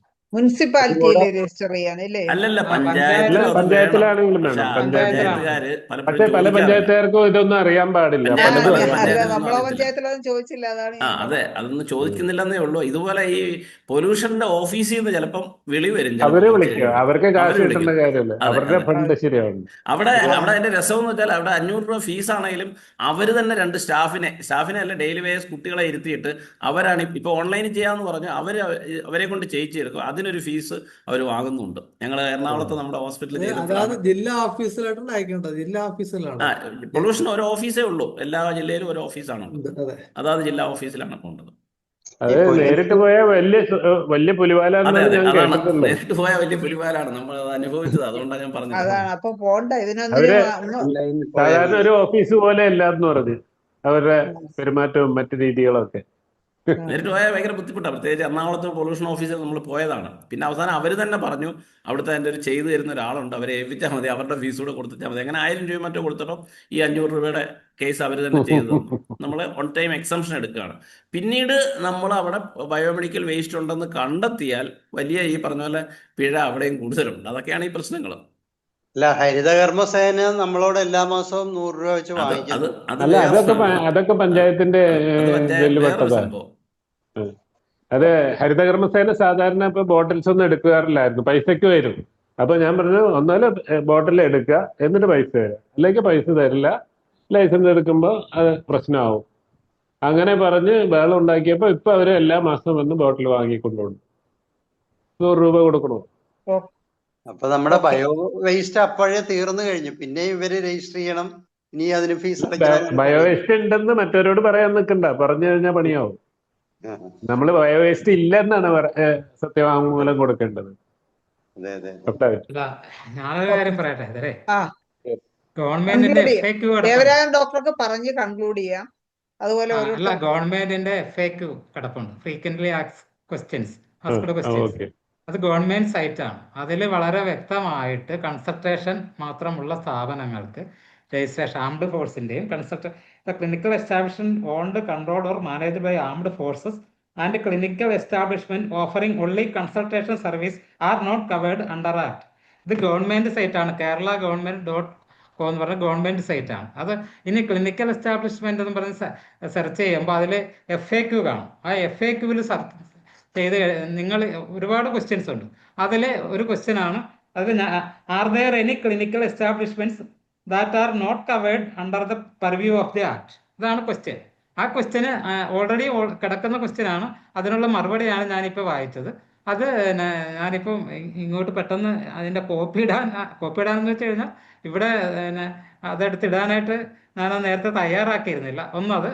അപ്പോൾ അത് യഥാർത്ഥത്തിൽ ഇത് ഒഴിവാക്കപ്പെട്ടത് ഒരു സൗജന്യമൊന്നും അല്ലാതെ കൃത്യമായിട്ട് സെക്ഷൻ 2C അനുസരിച്ചിട്ട് ഉള്ള 2Cയിലാണ് ഈ കാര്യം പറയുന്നത്. 2Cയിലാണ് ഈ എക്സംഷനെ കുറിച്ച് പറയുന്നത്.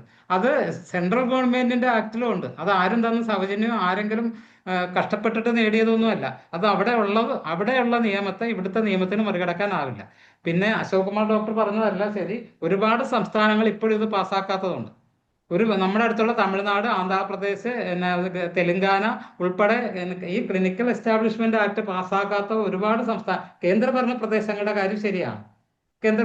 ജമ്മു കാശ്മീർ ഉൾപ്പെടെയുള്ള സ്ഥലങ്ങളിൽ സെൻട്രൽ ആക്ടാണ് വന്നിരിക്കുന്നത്. ആ ആക്ടിൽ കൃത്യമായിട്ട് പറയുന്നുണ്ട് ഇതിന് ഈ എക്സംഷൻ കിട്ടിയിട്ടുണ്ടെന്നുള്ള കാര്യം കൃത്യമായി പറയുന്നുണ്ട്. അതിന് ഇന്ത്യൻ സാഹചര്യം വെച്ചിട്ടാണ്. അതായത് ഇപ്പോൾ എല്ലാ സ്ഥലത്തും ഒരു ക്ലിനിക്ക് ഉണ്ടാകാൻ സാധ്യത കുറവാണ്. അപ്പോൾ ഇങ്ങനെയുള്ള അവിടെയാണ് ഏക ഡോക്ടർ. മൻസാ ഡോക്ടർ പറഞ്ഞത് ശരിയാണ്, ഏക ഡോക്ടർ എന്ന് എങ്ങും പറയുന്നില്ല. കൺസൾട്ടേഷൻ മാത്രമുള്ള സ്ഥാപനങ്ങളെന്നാണ് എല്ലാ എടുത്തും പറയുന്നത്. എന്നാൽ സെൻട്രൽ ആക്ട് വ്യത്യസ്തമാണ്. അതുകൊണ്ടാണ് ഞാൻ പറഞ്ഞത് അത് ചില കാര്യങ്ങൾ ഇവിടെ ചർച്ച ചെയ്യേണ്ടത് ഗവൺമെന്റ് അത് പ്രിയാമ്പിളിലേ ഉള്ളൂ, അത് നിയമ ക്ലോസിലില്ല എന്നുള്ളതാണ് അതിന്റെ ഒരു വിരോധാഭാസം. വേണ്ടല്ലോ. FAQവില് ഇതില് ഗവൺമെന്റ് സൈറ്റിൽ കിടക്കുന്നതാണ്. അതോടൊപ്പം തന്നെ അതിൽ ഈ പറഞ്ഞ സെക്ഷൻ അതിന്റെ സെക്ഷനിൽ കിടക്കുന്നതാണ്. ക്ലോസിൽ വരണമെന്നില്ല. ഡെഫിനിഷൻസ് ഒക്കെ സെക്ഷൻ. ഡോക്ടറെ അതിലൊരു സംശയം ഉള്ളതേ, കൺസൾട്ടേഷൻ മാത്രം എന്ന് പറയുമ്പോൾ നമ്മൾ മെഡിസിൻ കൊടുക്കുന്നത് കൂടാതെ വരുമോ? അല്ല, പിന്നെ ആ കൺസൾട്ടേഷൻ നിർവചിച്ച് വരണം. അവിടെയാണ് പ്രശ്നം. കൺസൾട്ടേഷൻ അതുണ്ടല്ലോ, അത് ആക്ടിലുണ്ട്. അല്ല, അതിൽ ആക്ടില് കൺസൾട്ടേഷൻ എന്ന് പറയുന്നത് ആക്ടിലല്ല, ആ പ്രിയാമ്പിളിൽ പറഞ്ഞിട്ടുണ്ട് ഉണ്ട്. കൺസൾട്ടേഷൻ തന്നെ അതിന്റെ അടുത്ത പരിശോധനയും മരുന്ന് കൊടുക്കലും, അത്യാവശ്യം വേണ്ട പരിശോധനയും മരുന്ന് മരുന്ന് കൊടുക്കലും. കൊടുക്കലും ഉണ്ട്. അത്രയൊക്കെ അല്ലേ ചെയ്യാൻ പറ്റുള്ളൂ. അത്രേ ഉണ്ടെങ്കിൽ ആദ്യം കണക്ക് പിടിച്ച് തൂങ്ങാന്ന് വേണമെങ്കിൽ നമുക്ക്. അല്ല, അത് നോക്കാം. ഉത്തരേന്ത്യയിലൊക്കെ ഇത് ആരും രജിസ്റ്റർ ചെയ്യേണ്ടെന്നുള്ള അർത്ഥത്തിലല്ല പറഞ്ഞത്. അതല്ലേ, ഇവിടെ പല നിയമങ്ങളും ഉണ്ടല്ലോ. എല്ലാ നിയമം നടപ്പാക്കുന്നുണ്ടോ? ഇപ്പൊ കേരള മെഡിക്കൽ പ്രാക്ടീഷണേഴ്സ് ആക്ട് ഉണ്ട്. ഇവിടെ അത് നടപ്പാക്കുന്നുണ്ടോ? എത്രയും മുന്നേ വന്നിട്ടുള്ളതാ. അത് നടപ്പാക്കിയിട്ട് കാര്യമില്ല. കാരണം അതിന് പൈസ കിട്ടൂല, ഇതിന് പൈസ കിട്ടൂല. ലക്ഷക്കണക്കിന് രൂപയാണ് ഫൈൻ. അപ്പൊ ഇത് ആരും ശ്രമിച്ചിട്ടൊന്നും കിട്ടിയതല്ല. കേന്ദ്ര നിയമത്തിലുള്ള ഒരു നിയമമാണ്. അത് ഇങ്ങോട്ട് കിട്ടി, അത്രയേ ഉള്ളൂ. അത് നമ്മൾക്ക് അവകാശപ്പെടാനുള്ള കാരണം ഇതാണ്. ഇന്ത്യൻ സാഹചര്യം അനുസരിച്ചിട്ട് ഈ എല്ലായിടത്തും എല്ലാ ഗ്രാമങ്ങളിലും ക്ലിനിക്കുകളൊന്നും, രജിസ്റ്റേർഡ് ക്ലിനിക്കുകളൊന്നും ഉണ്ടാകത്തില്ല. പിന്നെ MD ഡോക്ടർമാർ ഒരുപാട് പേര് അലോപ്പതി MD ഡോക്ടർമാർ ചെയ്യുന്നുണ്ട്.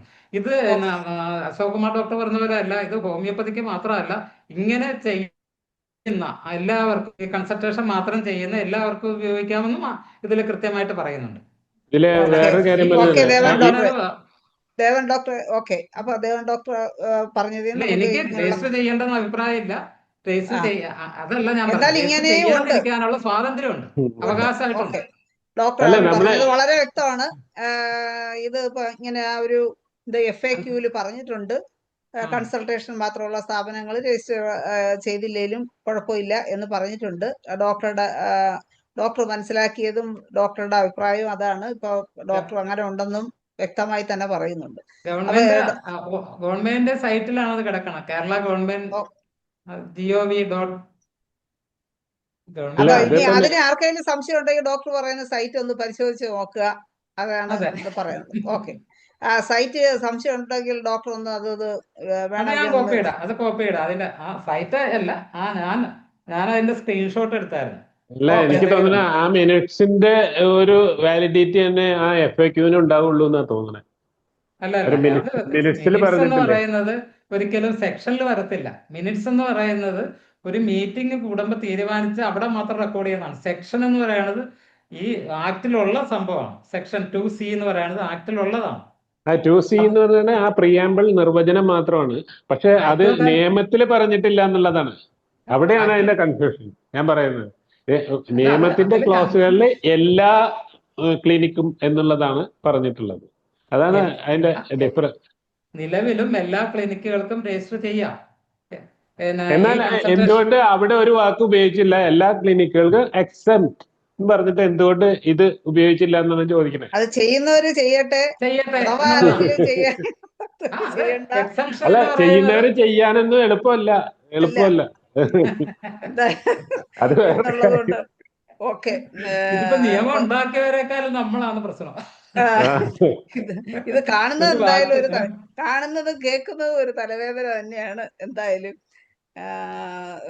ഈ ചർച്ചയിൽ പങ്കെടുത്ത എല്ലാവർക്കും നന്ദി. ഇപ്പൊ ഇതില് നമ്മൾക്ക് ഇതിന്റെ ഇനിയും കുറെ കാര്യങ്ങൾ ഇനിയും പുറത്തു വരാനുണ്ട്. ഓക്കെ ഡോക്ടറെ, നമുക്ക് ഒരു 2 മാസമോ 3 മാസം കഴിയുമ്പോൾ നമുക്ക് ഒന്നുകൂടി ചർച്ച ഇതിനെ കുറിച്ച് അല്ല, ഇലക്ഷൻ കഴിയുന്നത് വരെ ഇപ്പൊ നേരത്തെ ഡോക്ടർ പറഞ്ഞ മാതിരി ഒരു കൂളിംഗ് പീരീഡ് ഉണ്ട് ഇലക്ഷൻ കഴിയുന്നത് വരെ. അപ്പൊ ഒരു 6 മാസം വരെ നമുക്ക് പ്രതീക്ഷിക്കാം. ഓക്കെ. ഷഫീഖ് ഡോക്ടർ ഒന്ന് ഹാൻഡ് റൈസ് ചെയ്യുന്ന. ഡോക്ടർ 1 മിനിറ്റ് കൊണ്ട് അവസാനിപ്പിക്കണം. മറിയാമ്മ ഡോക്ടറെ ഈ ഇന്നത്തെ നമ്മുടെ പാനലിസ്റ്റുകൾക്കും അറ്റൻഡ് ചെയ്ത ഡോക്ടർമാർക്കും എല്ലാം നന്ദി പറയുന്നതിന് വേണ്ടി മറിയാമ്മ ഡോക്ടറെ ക്ഷണിക്കും. അതിന് മുമ്പ് 1 minute Shafeeq doctor hand raise ചെയ്തിരുന്നു. ഇതിലെ അഭിപ്രായങ്ങൾ പറഞ്ഞെങ്കിലും ഞാൻ പറയുന്നത് നമുക്ക് ഈ കൺസൾട്ടേഷൻ മാത്രമുള്ളതിന് വേണ്ട എന്നുണ്ടെങ്കിൽ അങ്ങോട്ടും കൊണ്ട് തല വെച്ചു കൊടുക്കണ്ട എന്നുള്ളതാണ് എൻ്റെ ഒരു അഭിപ്രായം. ചെയ്യാന്നുള്ളവർക്ക് ചെയ്യുക, അല്ലാതെ ഈ പറഞ്ഞ ചെറിയ ക്ലിനിക്കുകൾ നടത്തുന്നവർ കൊണ്ടുവന്ന് വെച്ച് കഴിഞ്ഞാൽ അതിന്റെ പുറകെ പിന്നെ പല പല നോട്ടീസും വരും. ഇപ്പൊ ഈ പ്രശോഭൻ ഡോക്ടർ അത് ചെയ്തത് കൊണ്ടാണ് പൊള്യൂഷനിൽ നിന്ന് പേപ്പർ വന്നത്. പൊള്യൂഷന്റെ ഓഫീസിലൊക്കെ എന്തെങ്കിലും ആവശ്യത്തിന് പോയിട്ടുണ്ടെങ്കിൽ ഞാൻ പറഞ്ഞുതരാം. കാരണം ഞാൻ ഒരു ആവശ്യത്തിന് വേണ്ടി പോയപ്പോൾ അവിടുത്തെ എക്സിക്യൂട്ടീവ് എഞ്ചിനീയർ എൻ്റെ അടുത്ത് പുള്ളിയുടെ സീലിംഗ് ഫാനിന് സൗണ്ട് പഴയ ഫാനാണ്. അപ്പോൾ ഡോക്ടർ ഈ സൗണ്ടിന് ഡോക്ടർ പരാതി പറഞ്ഞാൽ അതിന് നമുക്ക് കേസെടുക്കാം. അതാണ് പൊള്യൂഷന്റെ നിയമം. അത് സൗണ്ട് പൊള്യൂഷൻ ആണ്. ഈ ഫാനിന്റെ പഴയ ഫാൻ കറങ്ങണ സൗണ്ട് പോലും സൗണ്ട് പൊള്യൂഷൻ ആണ്. അപ്പൊ അവർക്ക് എങ്ങനെ കാശുണ്ടാക്കുക എന്നുള്ള രീതി തന്നെയാണ് അവർ ഇരിക്കുന്നത്. അപ്പൊ അതുകൊണ്ട് പിന്നെ സ്റ്റാൻഡർഡൈസേഷന്റെ ഇതിൽ നമ്മൾ ചെയ്യുന്നത് നല്ലത് തന്നെയാണ്. പക്ഷെ എങ്കിലും അറിഞ്ഞുകൊണ്ടോട്ട് തല വെച്ചു കൊടുക്കരുത് എന്നുള്ളത് പറയാനുള്ളൂ. ഒരു സെക്കൻഡ്.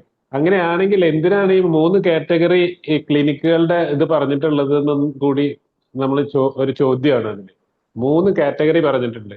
ആ 3 അല്ല, ഇത് കാറ്റഗറിയിൽ ഒന്ന് പറയാം. 100 അതില് ഈ പുതിയ സ്ക്വയർ ഫീറ്റ് സിംഗിൾ ഡോക്ടർ. നിയമങ്ങളെല്ലാം മെയിൻലി അവർ ഓക്കെ ഉദ്ദേശിക്കുന്നത് ഈ വലിയ ആശുപത്രികൾ തന്നെയാണ്. ഇനി ഭാവിയിൽ കേരളത്തിൽ വരാൻ പോകുന്നതൊക്കെ അങ്ങനെയാണല്ലോ. എല്ലാം മൾട്ടി സ്പെഷ്യാലിറ്റി ചെറിയ ഹോസ്പിറ്റലുകളെ ഇല്ലാതാക്കുക, വലിയ ഹോസ്പിറ്റലുകളെ നിലനിൽക്കുക. അതിന്റെ ഓക്കെ ഒരു ഡോക്ടറെ ഷഫീഖ് ഡോക്ടറെ പ്രാരംഭം നമ്മുടെ തന്നെയാണ് സമയം ഇതൊക്കെ. സമയം അത് നമ്മൾ ആ മൂന്നെണ്ണേ രീതിയിലും കൂടെ മനസ്സിലാക്കണം. ഓക്കെ 3 നമുക്ക് കാറ്റഗറി വന്നിരിക്കുന്നത്. അത് താല്പര്യമുള്ളവർക്ക് രജിസ്റ്റർ ചെയ്യാം. ഇപ്പൊ ഒരാൾക്ക് ദേവൻ സ്റ്റാൻഡേർഡ് ഡോക്ടറെ ആയിട്ട് നമുക്ക് വീണ്ടും ചർച്ച ഒരു ദിവസം കൂടി നമുക്ക് ഈ അത് തന്നെയാണ് ഒരു ഞാനും പറയുന്നത്. ഇത് ഒരു താല്പര്യമുള്ളവർക്ക് ദിവസം ചെയ്യാം, കൊണ്ടൊന്നും അവസാനിക്കൂല. അല്ലാതുള്ളവര് നമുക്ക് ഒരു തുടരാം. ദിവസം ഒരു വെറുതെ ദിവസം കൂടി തലവെക്കണ്ട. അത് തന്നെ എല്ലാവരെയും ആശ്വാസത്തിന് വേണ്ടി നമുക്ക് ഒരു ദിവസം കൂടി ചർച്ച വെക്കാവുന്നതാണ്. തല ഇന്ന് വെച്ച് പറഞ്ഞു തീർക്കാൻ കഴിഞ്ഞാൽ എളുപ്പമല്ല. മറിയാമ്മ ഡോക്ടറെ ഇൻസിനറേറ്ററൊക്കെ ക്ഷണിക്കുകയാണ് നന്ദി സ്ഥാപിച്ച പറയുന്നതിന് വേണ്ടി. ഓരോ ക്ലിനിക്കിൽ മറിയാമ്മ ഡോക്ടറെ ഇൻസിനറേറ്റർ സ്ഥാപിച്ചു. ഇല്ല, കുറെ ആൾക്കാർ കൂടി ഒരെണ്ണം വെച്ചാൽ മതി. മറിയാമ്മ ഡോക്ടറെ അൺമ്യൂട്ട് ചെയ്ത് അതിനൊക്കെ സംസാരിക്കാം. കൃത്യ നിയമമുണ്ട്. ഇതെങ്ങനെ കൈകാര്യം ചെയ്യണം, കൊണ്ടുപോകുന്നത് എങ്ങനെയാണെന്നൊക്കെ. അല്ല ഡോക്ടറെ, സിംഗിൾ ഡോക്ടറിലും പ്രശ്നങ്ങളുണ്ട്. ഇപ്പൊ രാവിലെ ഒരു ഡോക്ടർ ഇരിക്കുന്നു, വൈകിട്ട് ഒരു ഡോക്ടർ ഇരിക്കുന്നു. അവിടെ സിംഗിൾ ഡോക്ടറാണ് ഒരു സമയം ഇരിക്കുന്നത്. ഒരു സമയം 3-4 ഡോക്ടേഴ്സ് വർക്ക് ചെയ്യുന്ന അതൊക്കെ അത് കുഴപ്പമില്ലെന്നാ പറയുന്നത്. അത് അത് കുഴപ്പമില്ലെന്ന്. കുഴപ്പമില്ല. സ്ഥാപനങ്ങളെന്നേ പറയുന്നുള്ളൂ. സിംഗിൾ ഡോക്ടർ എന്ന് എങ്ങും പറയുന്നില്ല. കൺസൾട്ടേഷൻ നടത്തുന്ന സ്ഥാപനങ്ങൾ, സ്ഥാപനങ്ങളെ പറയുന്നുള്ളൂ, അല്ലാതെ സിംഗിൾ ഡോക്ടർ ഇല്ല. സിംഗിൾ ഡോക്ടർ എങ്ങും പറയുന്നില്ല. ധനേഷ് ആ ഡോക്ടർ അദ്ദേഹത്തിന്റെ വീഡിയോയിലും അല്ല, ഇല്ല കേട്ടോ. മറ്റേ വീഡിയോ നമ്മുടെ മറ്റേ വീഡിയോയിൽ മറ്റേ പ്രോഗ്രാം ഡോക്ടർ പറഞ്ഞത് കൺവീനർ അങ്ങനെയാണ്. നമ്മുടെ പ്രോഗ്രാം കൺവീനർ അടുത്ത ആഴ്ച ഒന്നുകൂടെ ചർച്ച ചെയ്യാന്ന് പറഞ്ഞിട്ടുണ്ട്. ദയവായി സഹകരിക്കുക. മറിയാമ്മ ഡോക്ടർ നന്ദി പറയാൻ വേണ്ടി എത്തി. മറിയാമ്മ ഡോക്ടറെ നന്ദി പറയാം. ചർച്ച തീരത്തില്ലെന്ന് ഞാൻ വിചാരിച്ചില്ല. സമയം തികയില്ല. എല്ലാവർക്കും ഇല്ല, നമസ്കാരം. 1 മണിക്കൂറാവുന്നേ ഉള്ളൂ. ഒരു സെക്കൻഡ് പാർട്ട് കൂടെ വെക്കാണ്. 10:32 അല്ലേ ആയുള്ളൂ. 32 ആയുള്ളൂ. ഇനി നന്ദി പറഞ്ഞു കഴിയുമ്പോഴത്തേക്ക് 35 ആവും. ഓക്കെ. എന്തായാലും IFH ഇന്ന് നടത്തിയ കേരള ക്ലിനിക്കൽ എസ്റ്റാബ്ലിഷ്മെന്റ് ആക്ട് വളരെ വിജയമായിട്ടാണ് നടന്നത്. ഇന്നത്തെ ഈ ചർച്ച ഈ വിഷയത്തിൽ നമുക്ക് വിഷയാവതരണം നടത്തുകയും അതുപോലെ തന്നെ സെൻട്രൽ ഗവൺമെന്റ് ആക്ടിലുള്ള നിയമമാണ് കൺസൾട്ടേഷൻ ക്ലിനിക് എന്നുള്ള കാര്യം തറപ്പിച്ച് പറയുകയും ചെയ്ത നമ്മുടെ VK ദേവരാജ് ഡോക്ടർക്ക് IFPHന്റെയും ഈ പരിപാടിയിൽ പങ്കെടുത്ത എല്ലാവരുടെയും പേരിൽ ഹൃദയപൂർവ്വം നന്ദി അറിയിക്കുന്നു. അതുപോലെ തന്നെ ഈ ചർച്ചയിൽ പങ്കെടുക്കുകയും 2019 മുതൽ 2023 വരെ കൗൺസിൽ അംഗമായിരിക്കുകയും അത് 19 പേരിൽ ഒരാളായിരിക്കുകയും ചെയ്യുകയും അതുപോലെ ഈ കൗൺസിലിന്റെ രൂപീകരണത്തെക്കുറിച്ചും അന്നത്തെ ബുദ്ധിമുട്ടുകളെക്കുറിച്ചും ഇതൊരു ഫൈനിന്റെ കാര്യങ്ങളെല്ലാം നമ്മുടെ ശ്രദ്ധയിലേക്ക് കൊണ്ടുവന്ന് മുൻ DMO IR അശോക് ഡോക്ടർക്കും IFPHന്റെയും ഇതിൽ പങ്കെടുത്ത എല്ലാവരുടെയും പേരിൽ സന്തോഷപൂർവ്വം നന്ദി അറിയിക്കുന്നു. ക്ലിനിക്കൽ എസ്റ്റാബ്ലിഷ്മെന്റ് ആക്ട് ചെറിയ മീനല്ല, വലിയ മീനാണെന്നും ഇത് പിഴയ്ക്ക് വേണ്ടിയുള്ളൊരു നിയമമാണെന്നും അതിലൊരു ഇളവ് ലഭിക്കാൻ എന്തെങ്കിലും സാധിക്കുമോ എന്നാണ് നമ്മൾ ശ്രമിക്കേണ്ടതെന്നും അതുപോലെ ഇൻസ്പെക്ഷനെ കുറിച്ചും പിന്നെ ചെറുകിട ആശുപത്രികളിൽ വരുന്നവരെ ആംബുലൻസിൽ മറ്റ് ആശുപത്രിയിലേക്ക് കൊണ്ടുപോകണം എന്നുള്ള ആശങ്ക എല്ലാം നമ്മളെ അറിയിച്ച മുഹമ്മദ് അൻസാർ ഡോക്ടർക്ക് സ്നേഹപൂർവ്വം നന്ദി അറിയിക്കുന്നു. ഇന്നത്തെ ഈ ചർച്ചയിൽ പങ്കെടുത്ത് അഭിപ്രായങ്ങൾ പറഞ്ഞ സ്റ്റാൻഡർഡൈസേഷന് വേണ്ടിയാണ് ഈ നിയമമെന്ന അഭിപ്രായം പറഞ്ഞ മനോജ് ഡോക്ടർക്കും വരും തലമുറകൾക്ക് പിടിച്ചു നിൽക്കാൻ പറ്റുമോ എന്ന ആശങ്ക അറിയിച്ച ധനേഷ് ഡോക്ടർക്കും അതുപോലെ തന്നെ പൊല്യൂഷൻ സർട്ടിഫിക്കറ്റിനെ കുറിച്ചുള്ള ആശങ്കയിൽ നിൽക്കുന്ന പ്രശോഭൻ ഡോക്ടർക്കും ചെറിയ ക്ലിനിക്കുകൾ ആവശ്യമില്ലാത്ത പ്രശ്നങ്ങളിൽ ചേർന്ന് തലവെച്ച് കൊടുക്കരുതെന്ന് നിർദ്ദേശിച്ച ഷഫീഖ് ഡോക്ടർക്കും ഹൃദയപൂർവ്വം നന്ദി അറിയിക്കുകയാണ്. ഇന്നത്തെ ഈ ചർച്ചയുടെ മോഡറേറ്റർ ഹോമിയോപ്പതി വകുപ്പ് റിട്ടയർഡ് CMO കൂടിയായ ഷൈല ഡോക്ടർക്കും സ്നേഹപൂർവ്വം നന്ദി അറിയിക്കുന്നു. അതുപോലെ ഇന്നത്തെ പ്രത്യേകിച്ചും 2000 ദിവസങ്ങളോട് അടുത്തിരുകൊണ്ടിരിക്കുന്ന 1995 പ്രതിദിന സൂം വെബിനാറിൽ പങ്കെടുത്ത എല്ലാ ഡോക്ടർമാർക്കും ഹോമിയോപ്പതി സ്നേഹികൾക്കും വിദ്യാർത്ഥികൾക്കും നന്ദി അറിയിച്ചുകൊണ്ട് നിർത്തുന്നു. നന്ദി, നമസ്കാരം. ഓക്കെ, മറിയാമ്മ ഡോക്ടർക്ക് പ്രത്യേകിച്ചുള്ള നന്ദി അറിയിക്കുകയാണ്. പ്രത്യേകം നന്ദി അറിയിക്കുന്നു. ഇനി ക്ലിനിക്കൽ എസ്റ്റാബ്ലിഷ്മെന്റിന്റെ ബാക്കി ഡീറ്റെയിൽസ് നമുക്ക് കാത്തിരുന്ന് കാണാം എന്ന് മാത്രമേ നമുക്കിപ്പോൾ പറയാനാകൂ. എന്താണ് സംഭവിക്കുന്നതെന്ന് നമുക്ക് കാത്തിരുന്ന് കാണാം. നമുക്ക് ഇതിനെക്കുറിച്ച് വീണ്ടും ചർച്ചകൾ സംഘടിപ്പിക്കാം. എന്തായാലും ചർച്ചയിൽ പങ്കെടുത്ത എല്ലാവർക്കും എല്ലാവിധ ആശംസകളും നേരുന്നു. അതുപോലെ തന്നെ നാളെ ഇതേ സമയം കാണുമ്പോഴേക്കും ശുഭരാത്രിയും നേരുന്നു. നന്ദി, നമസ്കാരം.